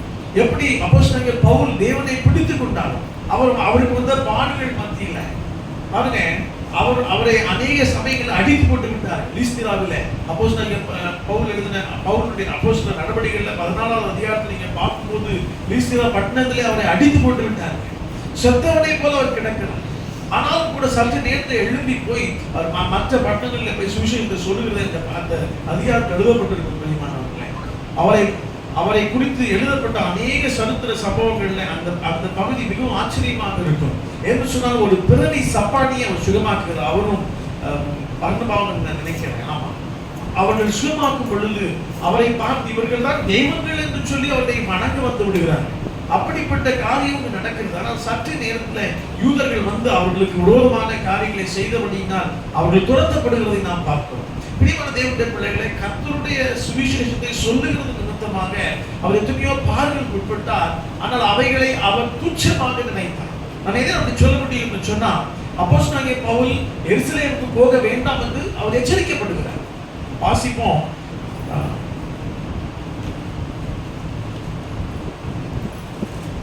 அப்போஸ்தலர் நடவடிக்கைகள் 20 நான் குறிக்கவில்லை, நீங்கள் ஒரு இடத்துல இருக்கும். அதுல சொல்லுவாங்க, ஒரு தீர்க்கதரிசி, அவருக்கு 4 தீர்க்கதரிசிகள் பிள்ளைகள். அந்த தீர்க்கதரிசி வந்து சொல்லுவாரு, இந்த கச்சைகளை உடையவன் கட்டப்படுவான் எருசலேமிலே என்று சொல்லுவார். அது நீங்க படிச்சிருப்பீங்க அந்த அதிகாரத்துல. அப்போஸ்தலர் நடவடிக்கைகள் 21:9. Thank you pastor. இது யாரா வாசிங்களா? தீர்க்கதரிசனம் சொல்லுகிற கன்னியாஸ்திரிகளாகிய 4 குமாரத்திகள் அவனுக்கு இருந்தார்கள். நாங்கள் அநேக நாள் அங்கே தங்கி இருக்கையில் அகபு என்னும் பெயர் கொண்ட ஒரு தீர்க்கதரிசி யூதேயாவிலிருந்து வந்தான். அவன் எங்களிடத்தில் வந்து பவுலினுடைய கச்சைகளை எடுத்து தன் கைகளையும் கால்களையும் கட்டிக்கொண்டு, இந்த கச்சைகளை உடையவனை எருசலேமில் உள்ள யூதர் இவ்விதமாய் கட்டி புறஜாதியார் கைகளில் ஒப்புக் கொடுப்பார்கள் என்று பரிசுத்த ஆவியானவர் சொல்லுகிறார் என்றார். Thank you sister. பாருங்க, இந்த இடத்துல அப்போஸ்தலனாகிய பவுல் எருசலேமுக்கு போனா கட்டப்படுவார் என்று தீர்க்கதரிசனம் வருகிறது. ஆனா அவற்றையும் மீறி அவர் எங்கே போறாருங்க? எருசலேமுக்கு போகிறார். அதுக்கு அவர் சொன்ன காரியம் என்ன? கர்த்தருக்காக நான் கட்டப்படுவதற்கு பாக்கியம் உள்ளவனாக, பாக்கியம் பெற்றவனாக இருக்கிறேன் என்று சொல்லுகிற விதத்திலே அவர் பேசுகிறதை நாம் அந்த இடத்துல பார்க்க முடியும். அப்போ கர்த்தருடைய நாமத்தின் பேரில் பாடுபடுவதற்கு தன்னை ஒப்பு கொடுத்த மனுஷனாக அவர் இருக்கிறதை பார்க்கிறோம். இந்த நாளில நாம் கர்த்தருடைய நாமத்துக்காக அல்ல, நம்முடைய வாழ்வில படுகிற பாடுகள் நிமித்தமாகவே நாம் கர்த்தரை விட்டு விலகுகிற மக்களை போல அநேக சமயங்கள் நடந்து கொள்கிறோம். அருமையான தேவ பிள்ளைகளை, கர்த்தருக்கு என் மூலமா உங்களுக்கு கொடுக்கிற வார்த்தை, கர்த்தரை பிடித்துக் கொள்ளுங்க. ஒருபோதும் அவரை விட்டு விலகுகிற இருதயம் நமக்கு இருக்கவே கூடாது. எரேமியாவின் புத்தகத்துல 17வது அதிகாரம் நினைக்கிறார், ஒரு வசனம் உண்டு. மாம்சமானதை தனக்கு உயர்பலமாக்கி கொண்டு கர்த்தரை விட்டு விலகுகிற இருதயம் உள்ள மனுஷன் சபிக்கப்பட்டவன் என்று எழுதப்பட்ட வார்த்தைகளை நாம் பார்க்க வேண்டும். பிரியமானவர்களே, 5வது வசனம் 7வது வசனத்தை வாசிங்க. 5வது வசனம் 17:5 வாசிங்க. மனுஷன் மேல் நம்பிக்கை வைத்து மாம்சமானதை தன் புயபலமாக்கிக் கொண்டு கர்த்தரை விட்டு விலகுகிற இருதயமுள்ள மனுஷன் சபிக்கப்பட்டவன் என்று கர்த்தர் சொல்கிறார் என்று கர்த்தர் சொல்கிறார். 7வது வசனத்தை வாசிங்க. கர்த்தர் மேல் நம்பிக்கை வைத்து கர்த்தரை தன் நம்பிக்கையாக கொண்டிருக்கிற மனுஷன் பாக்கியவான். கர்த்தரை தன் நம்பிக்கையாக கொண்டிருக்கிற மனுஷன் பாக்கியவான். பாருங்க, கர்த்தரை நம்பிக்கையாக கொண்டிருக்கிற மனுஷன் பாக்கியம். ஆனால் மனுஷன் மேல் நம்பிக்கை வைத்து மாம்சமானதை தன் புயபலமாக்கி கொண்டு கர்த்தரை விட்டு விலகுகிற இருதயம் உள்ள மனுஷனோ சபிக்கப்பட்டவன். பிரியமான தேவனுடைய பிள்ளைகளை, இன்றைக்கு நம்மை நாமே நாம் ஆராய்ந்து பார்த்துக் கொள்ளுவோம். அநேக சமயங்களிலே நாம் கர்த்தரை நம்புகிறதை விட்டு விடுகிறோம். ஆனால் இந்த நாளிலே நாம் கற்றுக்கொள்ள வேண்டிய ஒரு பாடம் உண்டு என்று சொன்னால், அப்போஸ்தலனாகிய பவுலுடைய வாழ்க்கையிலிருந்து நாம் கூட கர்த்தரை பின்பற்றுவர்களாக, பற்றிக்கொள்வர்களாக, எந்த சூழ்நிலையிலேயும் அவரை நாடுகிறவர்களாக நாம் இருக்க வேண்டும். வாலிபர்களுக்கு ஒரு சந்தோஷம் இருக்கும், என்னுடைய புயபலத்தில் நிற்க முடியும் அப்படின்னு சொல்லி. ஒரு விசை நான் வெளிநாடு விட்டுக்கு நான் போயிருந்தேன். அப்பொழுது ஒரு இடத்துல உட்கார்ந்து நாங்கள் பேசிக் கொண்டிருந்தோம். நான் அந்த வெளிநாட்டு மனிதர்களோடு கூட இந்த வேலை நிமித்தமாக நான் சென்றிருந்தேன். அப்பொழுது நான் பேசிக் கொண்டிருந்த பொழுது வேதத்தை குறித்து நான் சொன்னேன். அப்போ அவங்க சொன்னாங்க, அதில் ஒரு மனுஷன் அவன் பேர் பீச்சர். அவன் சொன்னா, எனக்கு இந்த வேதம்லாம் எனக்கு தேவையில்லைப்பா, பைபிள்லாம் எனக்கு தேவையில்லை. அப்படி சொல்லி கொண்டிருந்தது எனக்கு சற்று வேதனையா இருந்தது. அப்ப நான் சொன்னேன், நீ பைபிளை குறித்து இப்படி சொல்லுகிறாய், ஆனால் உலகத்திலேயே அதிக காப்பீஸ் விற்பனையான ஒரே புத்தகம் என்னது? பைபிள். அப்ப அத்தனை பேருடைய ஞானத்தை காட்டி ஞானமானா அப்படின்னு கேட்டேன். என்ன அறியாம அந்த கேள்வி கேட்டேன். தன்னுடைய வாயை மூடிக்கொண்டான். அன்பான தேவனுடைய பிள்ளைகளே, கர்த்தர் நமக்கு வேதத்தை கொடுத்து வைத்திருக்கிறார். கர்த்தரை கொடுத்த அறிவை அது நமக்கு புகட்டுகிறது. ஆகவே அதன் மூலமாக நாம் கர்த்தரை குறித்து நாம் கற்றுக்கொண்டு கர்த்தர் பேர் நம்ம இருதயத்தை வைக்க அறிந்து கொள்ள வேண்டும். வேதத்தில் எத்தனையோ புருஷர்களை குறித்து வேதம் சொல்லுகிறது, எத்தனையோ ஸ்திரீகளை குறித்து வேதம் சொல்லுகிறது. நீங்கள் எபிரேயர் 11வது அதிகாரத்தை எடுத்து வாசிப்பீர்கள் என்று சொன்னால் இப்பொழுது நம்பர் நீங்க வாசிங்க. அதுல அநேக தேவ மனிதர்கள், பழைய ஏற்பாட்டில் உள்ள தேவ மனிதர்களை குறித்து எழுதப்பட்டிருக்கிறது. ஆபேலை குறித்து, மோசேயை குறித்து, ஆபிரகாமை குறித்து, யாக்கோபை குறித்து மற்றும் இன்னும் பல நபர்களை குறித்து, தாவீது, கிதியோன் என்று சொல்லி அநேகரை குறித்து குறிப்பிட்டிருக்கிறது. அவர்களெல்லாம் விசுவாச வீரர்கள் என்று சொல்லி நாம் சொல்லுகிறோம். பிரியமான தேவனுடைய பிள்ளைகளே, நாமும் கூட அந்த பட்டியலில் கண்டிப்பா இடம்பெற முடியும்.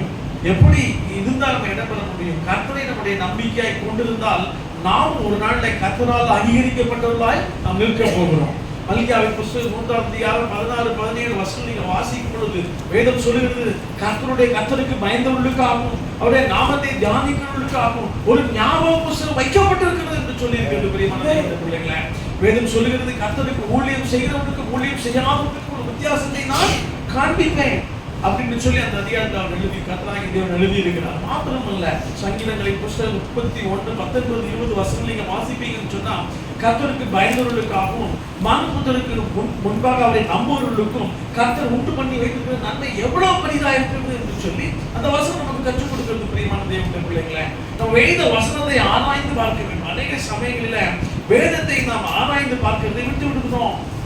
என்ன விஷயத்தை நான் சொல்றேன், வேதத்தை நாம் நன்கு ஆராய்ந்து பார்க்க வேண்டும். ஏன்னு சொன்னால் வேதம் சொல்கிறது, அப்போ சங்கீதக்காரனை தாவீது 119 சங்கீதத்தில் சொல்கிறார், வேதத்தை ஆராய்கிறபடியினால முதியோர்களை காட்டிலும் அறிவுள்ளவனாய் இருக்கிறேன்னு சொல்றார். நான் வேதத்தை நம்மபடி நடக்கிறபடியினால முதியோர்களை காட்டிலும் ஞானம் உள்ளவனாய் இருக்கிறேன்னு சொல்லுகிறார். பாருங்க, வேதத்தை நாம் ஆராய்ந்து பார்க்க வேண்டும். வேதத்தில் நமக்கு சகலமும் கற்றுக் கொடுக்கப்பட்டிருக்கிறது. இந்த உலகத்தில் இல்லாத ஞானம் இந்த வேத புத்தகத்தில் இருக்கிறது. பிரியமானது, எத்தனை வேதத்தை நேசிக்கிறீங்க? உடனே சொல்லுங்க அல்லேலூயா, அல்லேலூயா.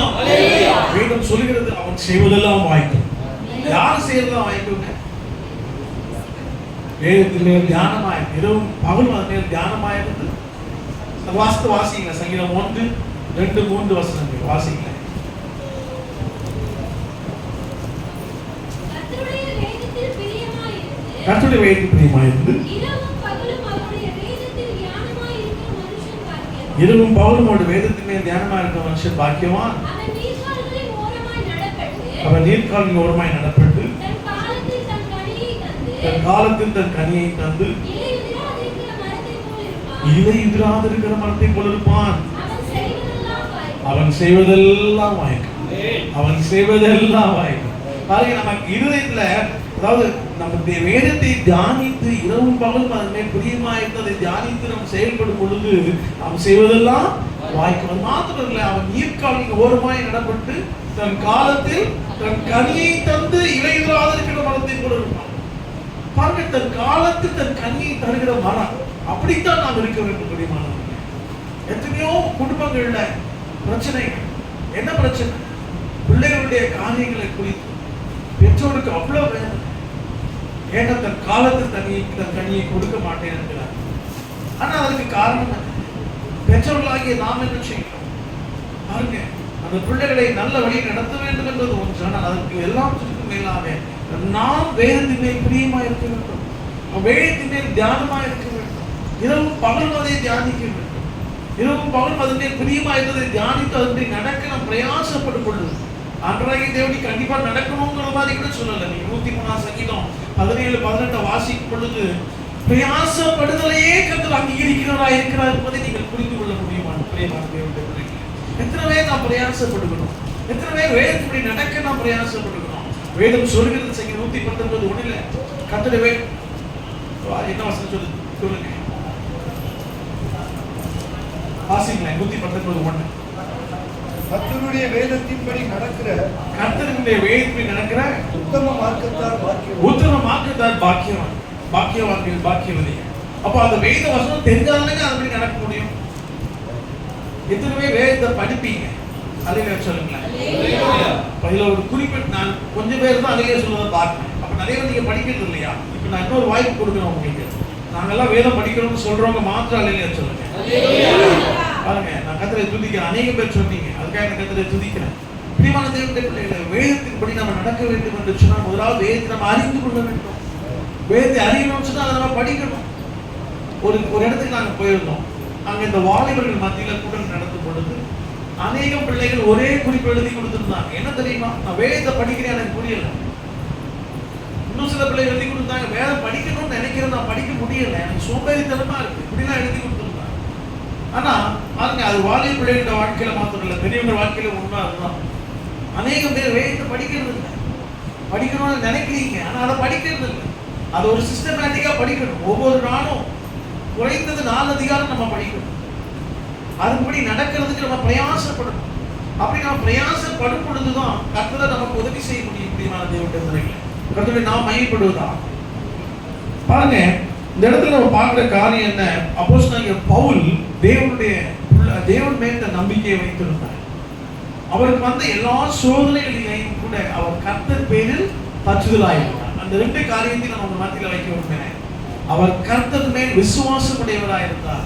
தன்னுடைய எல்லா சோதனைகளின் மத்தியிலையும் அவர் கர்த்தரையே சார்ந்து கொண்டார். கர்த்தரிடத்துல எந்த புலம்பலையும் அவர் வைக்கவில்லை. அதற்கு மாறாக அவர் கர்த்தரை துதித்து அநேகருக்கு துதிக்கிறதுக்கு கற்றுக் கொடுக்கிறவராயிருந்தார். பட் நாம் மையப்படுவது அடுத்தபடியாக மத்தியில் வைக்கிற நபர் எலியா.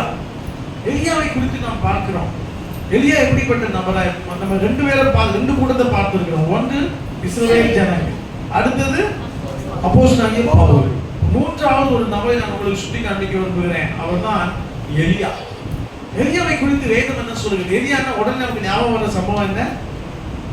எலியானா என்ன சம்பவம் நமக்கு ஞாபகம் வரும்? வானத்திலிருந்து அக்கினி இறங்கினதா நமக்கு ஞாபகம் வரும். என்ன மையப்படுவதுதான் எலியாவுடைய வாழ்க்கையில சோர்வு வந்தது. எத்தனை பேருக்கு தெரியும்? ஆமென். எலியா நம்மை போல ஒரு பாடுள்ள மனுஷன் தான். அவர் அக்கினி இறக்கிறார்னு சொல்லி நம்ம சந்தோஷப்படுறோம், ரொம்ப நல்லது. ஆனா வேதம் சொல்லுகிறது அவர் நம்மை போல ஒரு பாடுள்ள மனுஷன், என்னையும் உங்களையும் மாதிரிதான் அப்படி என்று சொல்லி வேதம் சொல்லுகிறது.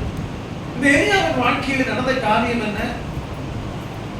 எலியாவை குறித்து வேதம் என்ன சொல்லுகிறது? நீங்க 1 ராஜாக்கள் 17வது அதிகாரம் 1வது வசனத்தை பார்க்கும்போது கர்த்தருக்கு முன்பாக நிற்கிறவனாகிய திஸ்பியனாகிய எலியா என்று சொல்லி அவனை குறித்து அறிமுகத்தை கொடுக்கப்பட்டிருக்கிறதை நாம் பார்க்கிறோம் பிரியமானவர்களே.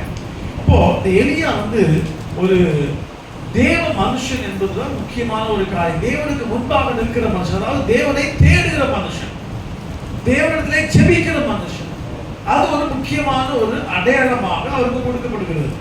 இன்னைக்கு நம்முடைய வாழ்க்கையில் நம்ம தெரிந்து கொள்ள வேண்டிய காரியம் என்னன்னா, நம்மளை எப்படி ஐடென்டிஃபை பண்றாங்க மற்றவங்க. கர்த்தராகிய தேவன் எலியாவை குறித்து எழுதும் பொழுது 17:1 ராஜாக்கள் 17:1 அவர் சொல்லுகிற காரியம் கர்த்தருக்கு முன்பாக நிற்கிற மனுஷனாகிய எலியான்னு சொல்லி அதில் எழுதப்பட்டிருக்கிறது. அதாவது நான் திரும்பவும் இதை நான் சொல்லுகிறதுக்கு ஒரு நோக்கம் ஒன்று, ஒரு கேள்வி கேட்க போறேன். அதுக்கு முகாந்திரமாக தான் நான் திரும்பவும் சொல்லுவேன். அதாவது எலியாவை கர்த்தர் எப்படி அடையாளம் காண்பிக்கிறார் என்று சொன்னால், அவன் கர்த்தருக்கு முன்பாக நிற்கிற மனிதன், அவன் ஜெபிக்கிற மனிதன், கர்த்தரை தேடுகிற மனிதன் என்று அவன் அடையாளம் காண்பிக்கப்படுகிறார். அவனுக்கு வேற அடையாளம் கொடுக்கப்படல. அட்லீஸ்ட் நீங்க பவுல் எல்லாம் பாத்தீங்கன்னா கொஞ்சம் அவர் அதை இன்ட்ரோடியூஸ் பண்ண பொழுது நான் தர்சு பட்டணம், அதாவது சிசிலியா பட்டணத்துல உள்ள பேர் பெற்ற யூதன் என்று அவர் சொல்லுவார். ஆனால் இந்த இடத்துல இவனை குறித்து அப்படி எதுவும் சொல்லப்படவில்லை. அவர் தேவனுக்கு முன்பாக நிற்கிற மனுஷன் என்று அடையாளப்படுத்தப்படுகிறார். இன்னைக்கு உங்களை குறித்தும் என்னை குறித்தும் எப்படி மற்றவர்கள் அடையாளம் காண்கிறார்கள், அதைத்தான் உங்கள் மத்தியில் நான் ஒரு கேள்வியா வைக்க விரும்பினேன். என்னை பத்தி சொன்னா என்ன சொல்லுவாங்க, உங்களை பத்தி சொல்லணும்னா என்ன சொல்லுவாங்க? எங்க சர்ச்சில் ஒரு சகோதரி இருக்கிறாங்க, நல்லா ஜெபம் பண்ணுவாங்க, அப்படி சொல்லுவாங்களா? இல்ல வேற ஏதாவது சொல்லுவாங்க நல்லா வாய் பேசுவாங்கன்னு சொல்லுவாங்க. இல்ல எங்க சர்ச்சில் ஒரு சகோதரர் இருக்கிற, அவர் எப்பொழுதுமே ஜெபித்துக் கொண்டிருப்பார், இல்ல என்ன சொல்ல எப்பொழுதும் வேதம் வாசித்து வேதத்தை தியானித்துக் கொண்டிருப்பார் என்று சொல்லுவார்களா? இல்ல வேற ஏதாவது சொல்லுவார்களா? பிரியமான தேவனுடைய பிள்ளைகளே, நம்மை குறித்து நாம் கரிசனை உடையவர்களாக இருக்க வேண்டும். நாம் எப்படி அடையாளப்படுத்தப்படுகிறோம் என்பது கூட முக்கியத்துவம் வாய்ந்தா இருக்கிறது. இந்த இடத்துல எலியாவுடைய சம்பவத்துக்கு நாம் வருவோம். பாருங்க, எலியாவுடைய வாழ்க்கையில ஒரு பெரிய சம்பவம் நடக்கிறது. அதான் நம்ம முதலாவது சொன்னோம், வானத்திலிருந்து அக்கினி இறக்கி அந்த இடத்துல அங்க அந்த பலியை கர்த்தர் பட்சித்து கொடுக்கிறார், அக்கினி பட்சித்து கொடுக்கிறது. அப்படிப்பட்ட ஒரு பயங்கரமான காரியத்தை அவருடைய வாழ்வில கர்த்தர் செய்கிறார். அது மாத்திரம் இல்ல, அதுக்கு பின்பு அங்கிருந்து 450 பாகால் இன்றிகளை அவர் என்ன பண்றாரு? சங்காரம் பண்ணுகிறார். அப்படி ஒரு வைராக்கியமான ஒரு தேவ மனிதர். ஆனால் அதற்கு அடுத்த நாள்ல ஒரு சம்பவம் நடக்குது. என்ன நடக்குதுன்னு சொன்னா, எசபேல் என்று சொல்லக்கூடிய அந்த ராஜாத்தி ஒரு காரியத்தை சொல்லுகிறாள். அதை வாசிப்போம். 1 ராஜாக்கள் 18வது அதிகாரம் 30 இருந்து நம்ம வாசிக்கும் போது அது கொடுக்கப்பட்டிருக்கிறது. எசபேலை குறித்து யாராவது எடுத்தோன்னு வாசிங்க. 1 ராஜாக்கள் 18வது அதிகாரம்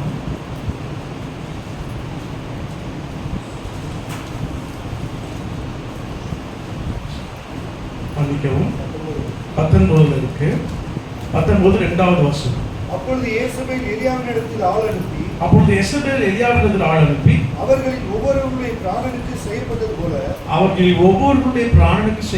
போல நான் நாளை இந்நேரத்தில் உன் பிராணனுக்கு செய்யாதே போனால் தேவர்கள் அதற்கு சரியாகவும் அதற்கு அதிகமாகவும் எனக்கு செய்ய கடவுள்கள் என்று சொல்லச் சொன்னார். பாத்தீங்களா, எசபேல் என்கிற அந்த ராஜாத்தி ஒரு செய்தியை அவனுக்கு அனுப்புகிறார்.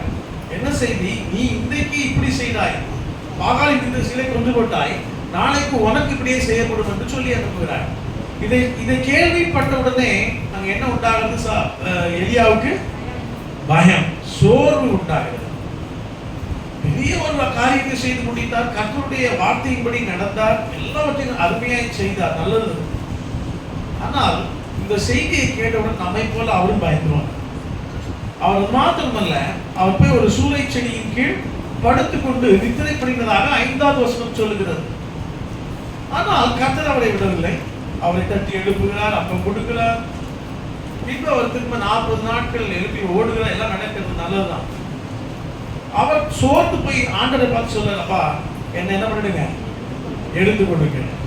வசனத்தை வாசிப்போமா? நான் சாக வேண்டும் என்று கோரி போதும் கர்த்தாவே என் ஆத்துமாவை எடுத்துக்கொள்ளும் நான் என் பிதாக்களை பார்க்கிலும் நல்லவன் அல்ல என்று சொன்னான். 4வது வசனம் கடைசி பகுதி என்று சொல்லுகிறது. பிரியமான தேவனுடைய பிள்ளைகளே, நான் ஒரு காரியத்தை மத்தியிலே இந்த சம்பவத்தின் மூலமாய் குறிப்பிட்டு காண்பிக்க விரும்புகிறேன். அதாவது அந்த இடத்துல சோர்வடைந்தவனாகத்தான் எலியா காணப்பட்டான். ஆனால் அவன் எந்த மனுஷனையும் சார்ந்து கொள்ள வேண்டும் என்று நினைக்கவில்லை. ஒருவேளை ஆகாபத்தில் போய் சமரசம் பண்ணிக்கொள்ள வேண்டும் என்று அவன் நினைக்கவில்லை. அவன் கர்த்தரையே சார்ந்து கொண்டான். ஒருவேளை அவன் சோர்வாக இருந்தான், உண்மைதான், அவன் இருக்கக்கூடாது. ஆனாலும் கூட அவன் செய்த ஒரு காரியம் என்ன? கர்த்தரத்தில் போய் நீ எடுத்துக்கொள்ளும் என்று அவன் ஜெபிக்கிறதை நான் பார்க்கிறோம். கர்த்தர் அவனை எடுத்துக்கொண்டாரா? எடுத்துக்கொண்டார். பாருங்க, எலியாவை குறித்து வேதம் சொல்கிறது. புதிய ஏற்பாட்டில் மத்தேயு எழுதின சுவிசேஷ புஸ்தகம் 17வது அதிகாரத்துல 2-3 வசனங்களை வாசிப்போம். அதுல எலியாவும் மோசேயும் மருக மலையில இயேசுவோடு சம்பாஷித்துக் கொண்டிருக்கிறது அந்த பகுதி சுட்டி காண்பிக்கிறது. பாருங்க, அந்த இடத்துல கர்த்தர் அந்த செயலை அங்கீகரித்திருக்கிறதை நாம் பார்க்க முடியும். ஒருவேளை அது ஒரு நல்ல உதாரணமாக நமக்கு தோன்றாவிட்டாலும் நாம் அறிந்து கொள்ள வேண்டிய ஒரு காரியம் என்ன என்று சொன்னால், அவன் உலகத்து மனிதர்களை அவன் சார்ந்து கொள்ளவில்லை. அவன் கர்த்தரிடத்தில் காரியத்தை முறையிட்டதை நாம் பார்க்கிறோம். அது நிமித்தமாக கர்த்தர் அவனை சுழல் காற்றில் எடுத்துக்கொண்டது மாத்திரமல்ல, அவன் இயேசுவோடு சம்பாஷிக்கிறதை நாம் பார்க்க முடியும். அது மாத்திரமல்ல, வேதம் சொல்லுகிறது 2 காரியத்தை வேதம் சொல்லுகிறது. பாருங்க, ஒன்று, எலியா வந்து இயேசு கிறிஸ்துவின் வழியை ஆயத்தம் பண்ணுவான் என்று சொல்லி எலியாவின் வார்த்தை பயன்படுத்தப்படுவதை நாம் பார்க்கிறோம். பெயர் பயன்படுத்தப்படுவதை நாம் பார்க்கிறோம். தேவ மனிதர்கள் சொல்லுகிறார்கள், எலியா உயிரோடு வருவார் என்று சொல்லுகிறார். கடைசி நாட்களில் வருகிற 2 தீர்க்கதரிசிகளில் ஒருவர் எலியாவாக இருப்பார் என்று அநேக தேவ மனிதர்கள் சொல்லுகிறார்கள். இருக்கட்டும், அதை குறித்து நான் இங்கே பேச வரவில்லை. நான் சொல்ல வந்த காரியம் என்ன?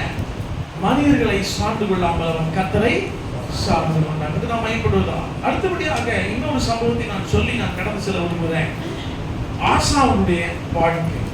இப்போ நம்ம 3 பேரை நாம் பார்த்துருக்கிறோம். ஒன்று இஸ்ரவேல் ஜனங்கள், 2வது அப்போஸ்தலனாகிய பவுல், 3வது எலியா, 4வதாக நான் உங்களுக்கு சுட்டி காண்பிக்கிற நபர் ஆசா. 2 நாளாகமம் 14வது அதிகாரம் 2 முதல் 5 வசனங்களை வாசிக்கும் பொழுது வேதம் சொல்கிறது, ஆசா தன் தேவனாகிய கர்த்தரின் பார்வைக்கு நன்மையும் செம்மையானதை செய்தான். அந்நிய தேவர்களின் பலிபீடங்களையும் மேடைகளையும் அகற்றி சிலைகளை உடைத்து விக்கிரக தோப்புகளை வெட்டி தங்கள் பிதாக்களின் தேவனாகிய கர்த்தரை தேடவும் நியாயப்பிரமாணத்தின்படியும் நியாயப்பிரமாணத்தின்படியும் கற்பனையின்படி செய்யவும் கற்பனையின்படியும் செய்யவும் யூதாவுக்கு கற்பித்து யூதாவுக்கு கற்பித்து யூதாவுடைய எல்லா பட்டணங்களிலும் இருந்து ம், மேடைகளை விக்கிரங்களை அகற்றினார். ம், அவனுக்கு முன்பாக ராஜ்யம் அமெரிக்கையாய் இருந்தது. பிரச்சனை பயன்படுவதா அந்த ஆசாவை குறித்து நல்ல விசேஷங்கள் வேதத்திலே வசந்திக்கப்பட்டிருக்கிறது. இன்னும் அருமையான ஒரு பாடல் நமக்கு தெரியும், லேசான காரியம். அது யாருடைய வாயில் சொல்லப்பட்ட வார்த்தை? ராஜாவாகிய ஆசாவினால் சொல்லப்பட்ட வார்த்தை தான். நலனுள்ளவனுக்கு ஆகிலும் நலனற்றவனுக்கு ஆகிலும் உதவிகளை செய்வது உமக்கு லேசான காரியம் என்று சொல்லி ஆசா அந்த வார்த்தைகளை அதிகாரத்தை சொல்லுகிறது நாம் வாசிக்க முடியும் பிரியமானவர்களே. ஆனால் அப்படிப்பட்ட ஒரு ஆசா கூட தவறுகிறதை இந்த இடத்துல நம்ம வேதத்தை பார்க்கிறோம். ஒருவேளை இது நமக்கு ஒரு நல்ல உதாரணமாக இருக்கும் என்பதற்கான இந்த காரியத்தை ஒரு மத்தியில் நான் வைக்க விரும்புகிறேன். பாருங்க, ஆசாவுக்கு விரோதமாக பெனதாத் என்று சொல்லக்கூடிய சிறிய தேசத்து பாஷா என்று சொல்லக்கூடிய இஸ்ரவேல் ராஜா படையெடுத்து வருவதை நாம் பார்க்கிறோம். பாருங்க, 2 நாளாகமம் 16வது அதிகாரம்.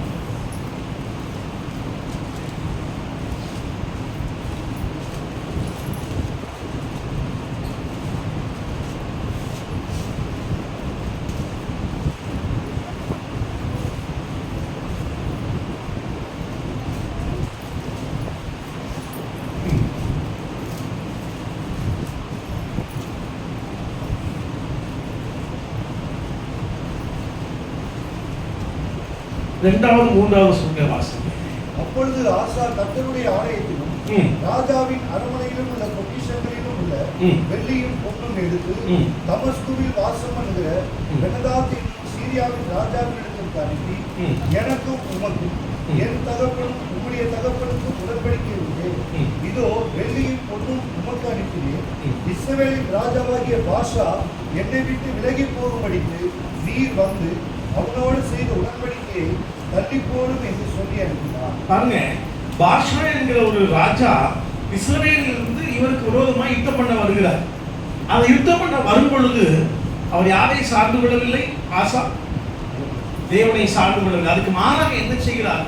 சிறிய தேசத்து தலைவர் ராஜாவாகிய பெனதாதுக்கு தன்னுடைய பரிசு பொருட்களை அனுப்பி அவரை வந்து தனக்காக யுத்தம் செய்யும்படியாக வேண்டிக் கொள்கிறான். பாருங்க, வேதம் சொல்கிறது கர்த்தர் அதை நினைவு கூர்ந்தார், அது அவனுக்கு கனியாக இருந்தது. மேல் நாங்கள் பார்க்க முடியும் 10-12 வருஷங்களில் வாசிக்கும் பொழுது அவனுடைய முடிவு நல்லதாக இல்லை என்று சொல்லி அந்த இடத்துல எழுதப்பட்டிருக்கிறதை நாம் பார்க்க முடியும். மெதுவாக படித்துக் கொள்ளலாம். கர்த்தரை நாம் மகிமைப்படுவதாம். அப்போ கர்த்தராகிய தேவனை சார்ந்து கொண்ட நாட்களிலே கர்த்தர் நன்மையான காரியங்களை ஆசாவுக்கு செய்கிறார். ஆனால் அவன் கர்த்தரை சார்ந்து கொள்ளாமல் ராஜாவை, தான் அறிந்த ஒரு ராஜாவை சார்ந்து கொள்ள பொழுது அது அவருக்கு நன்மைக்கு ஏதுவாக அமையவில்லை. பிரியமான தேவனுடைய பிள்ளைகளே, கர்த்தர் நம்முடைய வாழ்க்கையின் ஒவ்வொரு மூவை, ஒவ்வொரு அசைவையும் கணக்கு வைத்திருக்கிறார். நீங்க பார்க்க முடியும், சங்கீதம் 139 என்ன சொல்லுகிறது? அவர் நமது உட்கார்தலையும் எழுந்திருக்குதலையும் அறிந்திருக்கிறார். நான் பாதாளத்திலே போய் படுக்கை போட்டாலும் அங்கேயும் இருக்கிறது என்று சொல்லி வேதம் சொல்லுகிறது. ஆகவே கர்த்தர் எல்லா காரியங்களையும் அறிந்திருக்கிறார். பிரியமான தேவனுடைய பிள்ளைகளே, ஒரு விசை நாங்கள் ஒரு குடும்பத்தை கர்த்தருக்கு நடத்தும்படியாக நானுமே மனைவியும் கடந்து சென்றிருக்கிறோம். அவர்கள் தேவனை நன்கு அறியாத பிள்ளைகள். ஒரு ரோமன் கத்தோலிக்க வகுப்பை சார்ந்தவர். நாங்கள் இயேசுவை குறித்து சொல்லிவிட்டு அந்த மகன் ஒரு 2 பிள்ளைகள், ஒரு பையன் ஒரு பொண்ணு. அந்த பையன் கிட்ட கேட்டேன், அவருக்கு ஒரு 15 வயது இருந்திருக்கும் நான் போகும்போது. அப்புறம் கேட்டேன், தம்பி நம்ம நல்ல காரியங்களை தான் செய்ய வேண்டும், தீமையானவர்களை செய்யக்கூடாதுல்லவா சொல்லி மெதுவாக அவனுக்கு சத்தியத்தை சொல்லும்படியாக நான் சில கேள்விகளை கேட்டும்போது அவன் சொன்னான், அது உண்மைதான், நம்ம யாரோ ஒருத்தர் வாட்ச் பண்ணிக்கிட்டே இருக்கிறாங்க அப்படின்னு அவன் சொன்னான். எனக்கு ஆச்சரியமாக இருந்தது. அவனுக்கு சத்தியம் தெரியாது, ஆனால் அவனுக்குள்ளாக இருந்த உணர்வு என்ன? கர்த்தர் தன்னை பார்த்து கொண்டிருக்கிறான், தன்னை பார்த்து கொண்டிருக்கிறான். பிரியமான தேவனுடைய பிள்ளைகளே, அவன் பிற்பாடு நாங்கள் சத்தியத்தை சொல்லி நாங்கள் கடந்து வந்தோம். அது வரைக்கும் சொல்ல விரும்பின காரியம் என்ன? கர்த்தர் நம்மை காண்கிறார்ங்கிற ஒரு உணர்வு நமக்கு அதிக அவசியமா இருக்கிறது.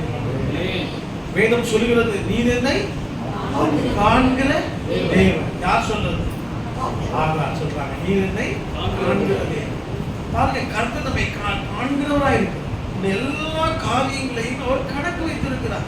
நன்மையானாலும் தீமையானாலும் அதை அவர் நியாயத்தில் கொண்டு வந்து நிறுத்துகிறவராய் இருக்கிறார். பாருங்க, எல்லாரும் அறிந்த வசனம் தான். 12 இருக்குல்ல, என்ன வசனம் சொல்லுகிறது? வாசிப்போமே. அது வாலிபர்களுக்கு மாத்திரமல்ல, நமக்கும் அது சொந்தமான ஒரு வசனம் தான். பெரியவர்களுக்கும் அது சொந்தமான வசனம் தான். பிரசங்கி எழுதினார் 12வது அதிகாரம் 13 வாசிக்கிறோம். காரியத்தின் கடைத்தொகையை கேட்போமாக, காரியத்தின் கிடைத்தொகையை கேட்டோம். தேவனுக்கு பயந்து அவர் கற்பனைகளை கைக்கொள். அவர் கற்பனைகளை கைக்கொள். எல்லா மனுஷர் மேலும் விழுந்த கடமை இதுவே. ஒவ்வொரு கிரியையும் அந்தரங்கமான ஒவ்வொரு காரியத்தையும் நன்மையானாலும் தீமையானாலும் தேவன் நியாயத்திலே கொண்டு வருவார். ஹல்லேலூயா. எனக்கு நிச்சயம் தெரியும் கர்த்தர் யாரோட பேசிக் கொண்டிருக்கிறாருங்க. அது நன்மையானாலும் தீமையானாலும் கர்த்தரை நியாயத்தில் கொண்டு வந்து நிறுத்துவார். பிரியமான தேவ மகளே, தேவ மகளே, ஆகவே நாம் எல்லாவற்றிலையும் ஒரு காரியத்தை மனதிலே கொள்ள வேண்டும். நம்ம எதை செய்தாலும் அதை பார்க்கிறது யாரு? கர்த்தராகிய இயேசு கிறிஸ்து அவரை கண்டு கொண்டிருக்கிறார். நிச்சயமாக அதை வெளியே கொண்டு வருவார், நியாயத்திலே கொண்டு வருவார். நன்மையா இருக்கலாம், நீ நினைக்கலாம், ஐயோ நான் இவ்வளவு நல்லது செய்தேன் இந்த மனுஷனுக்கு, இந்த மனுஷிக்கு, இது எல்லாம் யாருக்குமே தெரியாது. கவலையே படாதீங்க, கர்த்தர் எல்லாவற்றையும் பார்த்து கொண்டிருக்கிறார்.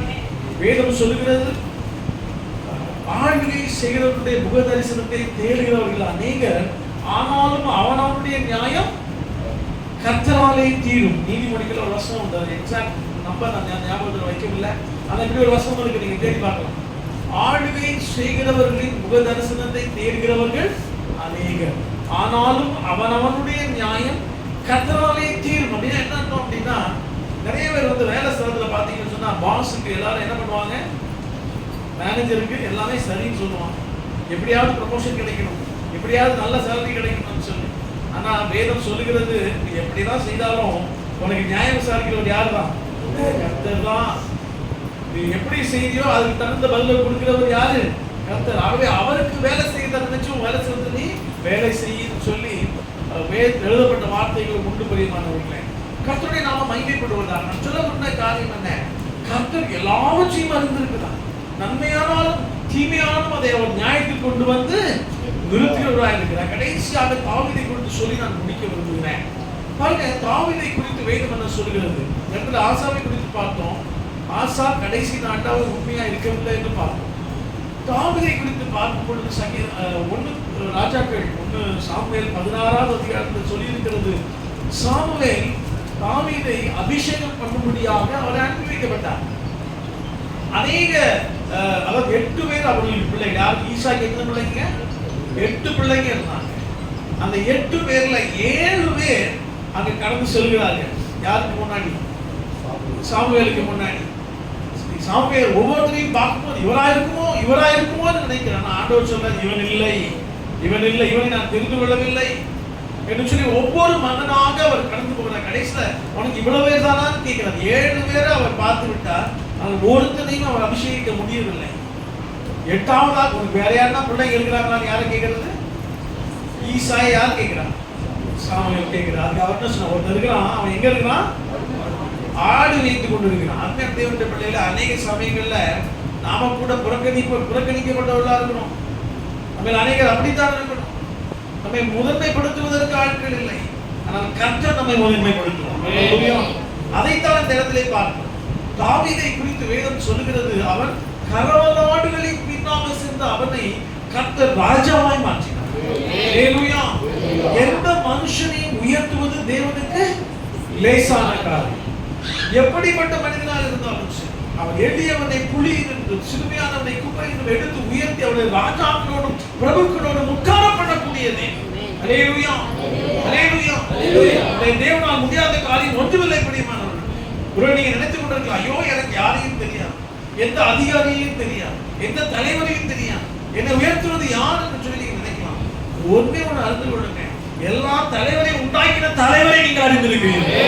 எல்லா ராஜாக்களையும் உண்டாக்கின ராஜாவை நீங்க அறிந்திருக்கிறீர்கள். அவர் உங்களை அறிந்திருக்கிறார். ஹல்லேலூயா, ஹல்லேலூயா. அந்த தைரியம் நமக்கு இருக்கணும். அந்த தைரியம் நமக்கு இருக்கணும். அநேக சமயங்கள் நமக்கு விசுவாசம் இருக்கான என்ன இல்ல தைரியம். பைபிள் சொல்லுது, விசுவாசத்தோடு தைரியத்தை கூட்டி வழங்குங்கள். 2 பேதுரு 1வது அதிகாரத்தில் எழுதியிருக்கிறது. விசுவாசத்தோட கூட தைரியம். ஒரு வேடிக்கையான ஒரு சம்பவத்தை சொல்லுகிறேன் பாருங்க. நான் இதை பால் ஞாங்கிச்சோ என்கிற தேவ மனிதருடைய புத்தகத்தை நான் வாசித்தேன். ஒரு விசை அவருக்கு பேங்க்ல இருந்து ஏதோ ஒரு முக்கியமான பணம் தேவைப்பட்டதாம். அந்த நாள்ல பெரிய கியூ இருந்து கொண்டு இருந்ததான் அந்த மாதிரி இந்த பெனிஃபிட்டை வாங்குறதுக்காக. இப்போ இவருக்கு ஒரே வழி, இப்போ உடனே போனாதான் கிடைக்கும், கியூல இருந்தா கிடைக்காது. இந்த வேடிக்கையா சொல்ல இந்த உண்மை நீங்க செயல்படுத்த வேண்டாம். அப்ப அவர் சொன்னார், நேரம் முன்னாடி போயிட்டோம் என்ன பண்ணி இங்க வந்து நிக்கிறேன்னு கேட்டாங்களாம். நான் வந்து ஹையஸ்ட் அத்தாரிட்டி வந்து வந்திருக்கிறேன் அப்படின்னு சொன்னாராம். உடனே அவர் பயந்து, ஹையஸ்ட் அத்தாரிட்டினா அவங்க ஊர்ல யாரு பிரசிடென்ட், யார் எங்க இருந்து வந்திருக்கிறேன் நீ? அதான் ஹையஸ்ட் அத்தாரிட்டி இருந்து வரேன் அப்படின்னு சொன்னார். அவர் சொன்னது யாரு? நான் கர்த்தராகிய இயேசு கிட்ட இருந்து வரேன். அவர் மீட் பண்ணது நான் இயேசு கிட்ட இருந்து வரேன், இயேசுப்பா கிட்ட இருந்து வரேன், நான் ஹையஸ்ட் அத்தாரிட்டி இருந்து வரணும்னு சொன்னார். சொன்ன உடனே அவன் பயந்து போய் எல்லா வேலையும் முடிச்சு முதல்ல அவர் அனுப்பிச்சாங்க. அவருக்கு அப்படி அந்த புத்தகத்தில் வேடிக்கையா அவர் எழுதியிருக்கு. நான் எதற்காக எழுதினா இந்த சமயத்தை குறிப்பிடுகிறேன் என்று சொன்னால், நாமும் கூட சர்வத்தையும் படைத்த சர்வ வல்லவரால சிருஷ்டிக்கப்பட்டிருக்கிறோம். யோவான் 1:12 எவர்கள் தேவனால், அதாவது விசுவாசிக்கிற யாரும் தேவனால் பிறந்திருக்கிறார்கள். அப்ப நம்மளாம் யாரால பிறந்திருக்கிறோம்? இயேசு கிறிஸ்துவால பிறந்திருக்கிறோம். இயேசு கிறிஸ்துவின் பிள்ளைகள். அது மாத்திரமல்ல, அபிஷேகிக்கப்பட்டு அவருடைய வார்த்தையின்படி நடக்கிறவர்கள் தேவனுடைய புத்திரர்கள் என்று சொல்லி ரோமர் 8 சொல்லுகிறது. எவர்கள் தேவனுடைய ஆவியினால் நடத்தப்படுகிறார்களோ அவர் தேவனுடைய புத்திரர் எனப்படுவார்கள். நம்ம எல்லாம் sons and daughters of God. நம்ம எல்லாம் தேவனுடைய புத்திரர்களும் புத்திரிகளுமா இருக்கிறோம். எத்தனை பேர் கூட இருக்கிறீங்க? அல்லேலூயா, அல்லேலூயா, அல்லேலூயா. அப்படிப்பட்டனா அநேக சமயங்கள்ல வலுவிழந்து விடுகிறோம், நம்ம பயந்து விடுகிறோம், சஞ்சலப்படுகிறோம். எல்லாருடைய வாழ்க்கையில அப்படிப்பட்ட காரியங்கள் நடக்கிறது. நம்ம அப்படி இருக்க அழைக்கப்படவில்லை பிரியமானவர்களே. சங்கீதக்காரனுக்கு வேதம் என்ன தெரியுமா சொல்கிறது? வேதம் சொல்லுது சாமுவேலை குறித்து. சாமுவேல் ஆண்டவர் சொல்றார், நான் மனுஷ முகத்தை பார்க்கிறான், கர்த்தரோ இதயத்தை பார்க்கிறான். ஒருவேளை முகத்தை பார்த்து வாட்ட சாட்டமா அவன் தாவீது இல்லாம இருந்திருக்கலாம். அவன் இதயத்துக்குள்ள கர்த்தரை தியானித்து கொண்டிருந்தான். அல்லேலூயா. பார்க்கும் வேதம் சொல்லுகிறது 1 சாமுவேல் 17வது அதிகாரத்துல, விருத்த சேதம் இல்லாத இந்த பெலிஸ்தன் எம்மாத்திரம் என்று சொல்லி அந்த பெலிஸ்தன் ஆகிய கோலியாத்தை அவன் எழுத வீழ்த்துகிறதை நாம் பார்க்கிறோம். அது மாத்திரமல்ல, அவன் சொல்லுகிறான், ஒரு விசை கரடியும் ஒரு விசை சிங்கம் வந்தது, அவை நான் இயேசு நாமத்தை தேவனுடைய நாமத்தை கிழித்து போட்டேன் என்று சொல்லுங்க. வாசித்து வாசிப்போம். 1 சாமுவேல் 17வது அதிகாரம்.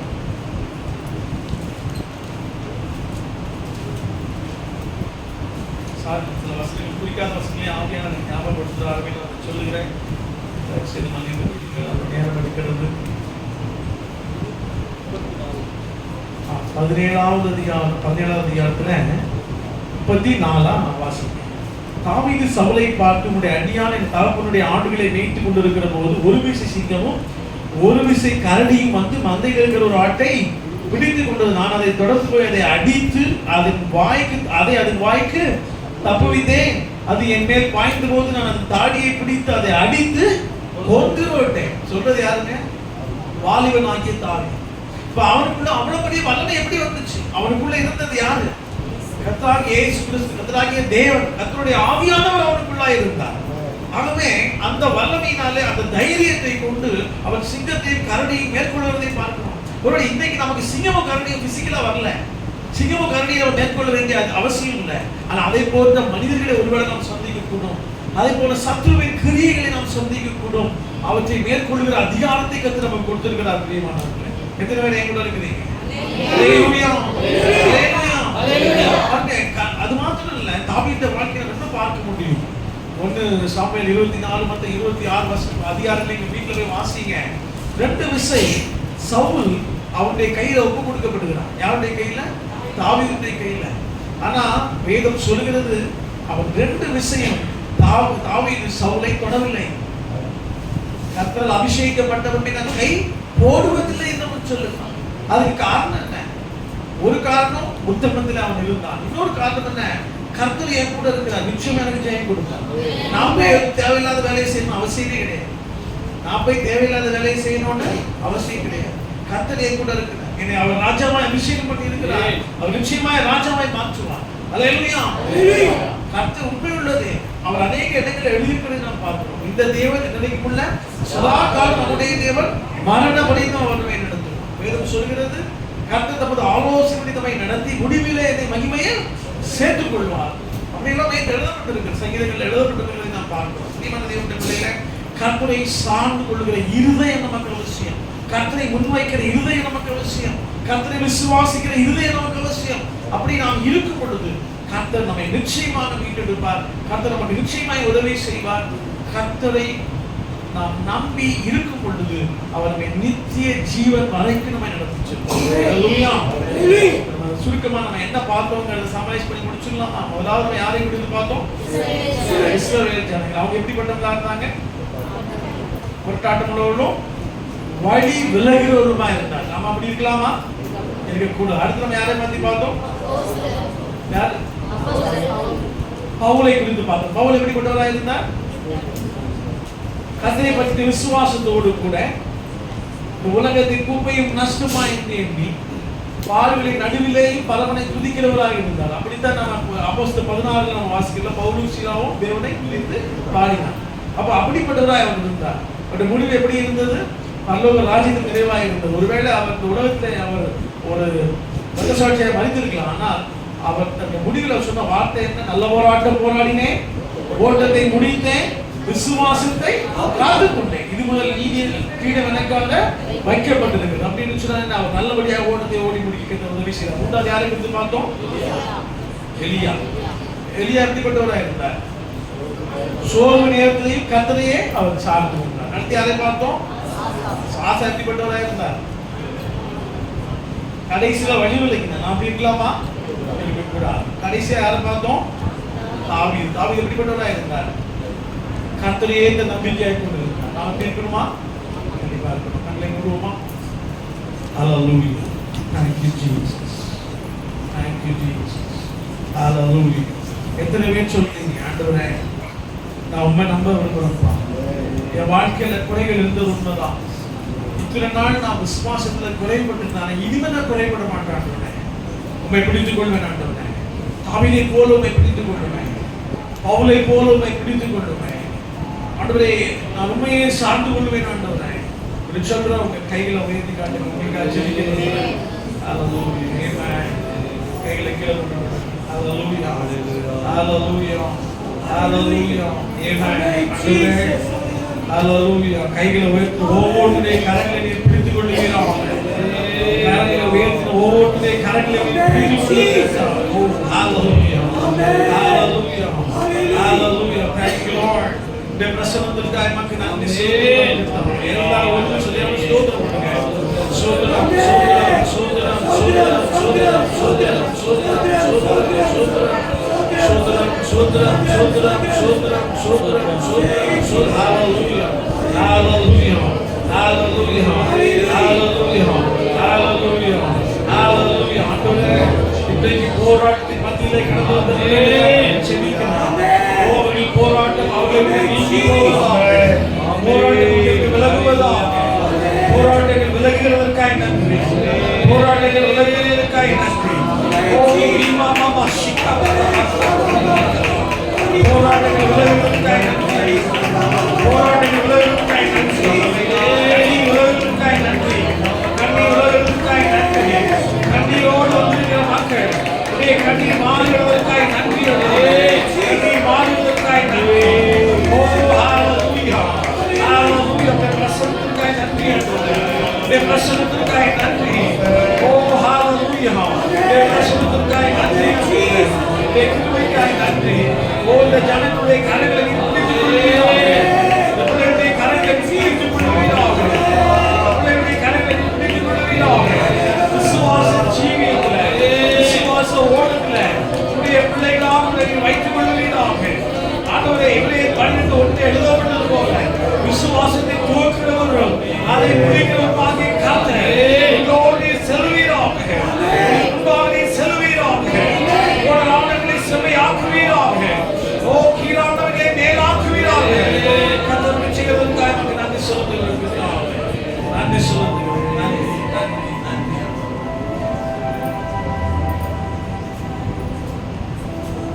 நாம் யாவரும் கரங்களை தட்டி கர்த்தரை ஸ்தோத்திரிப்போமாக.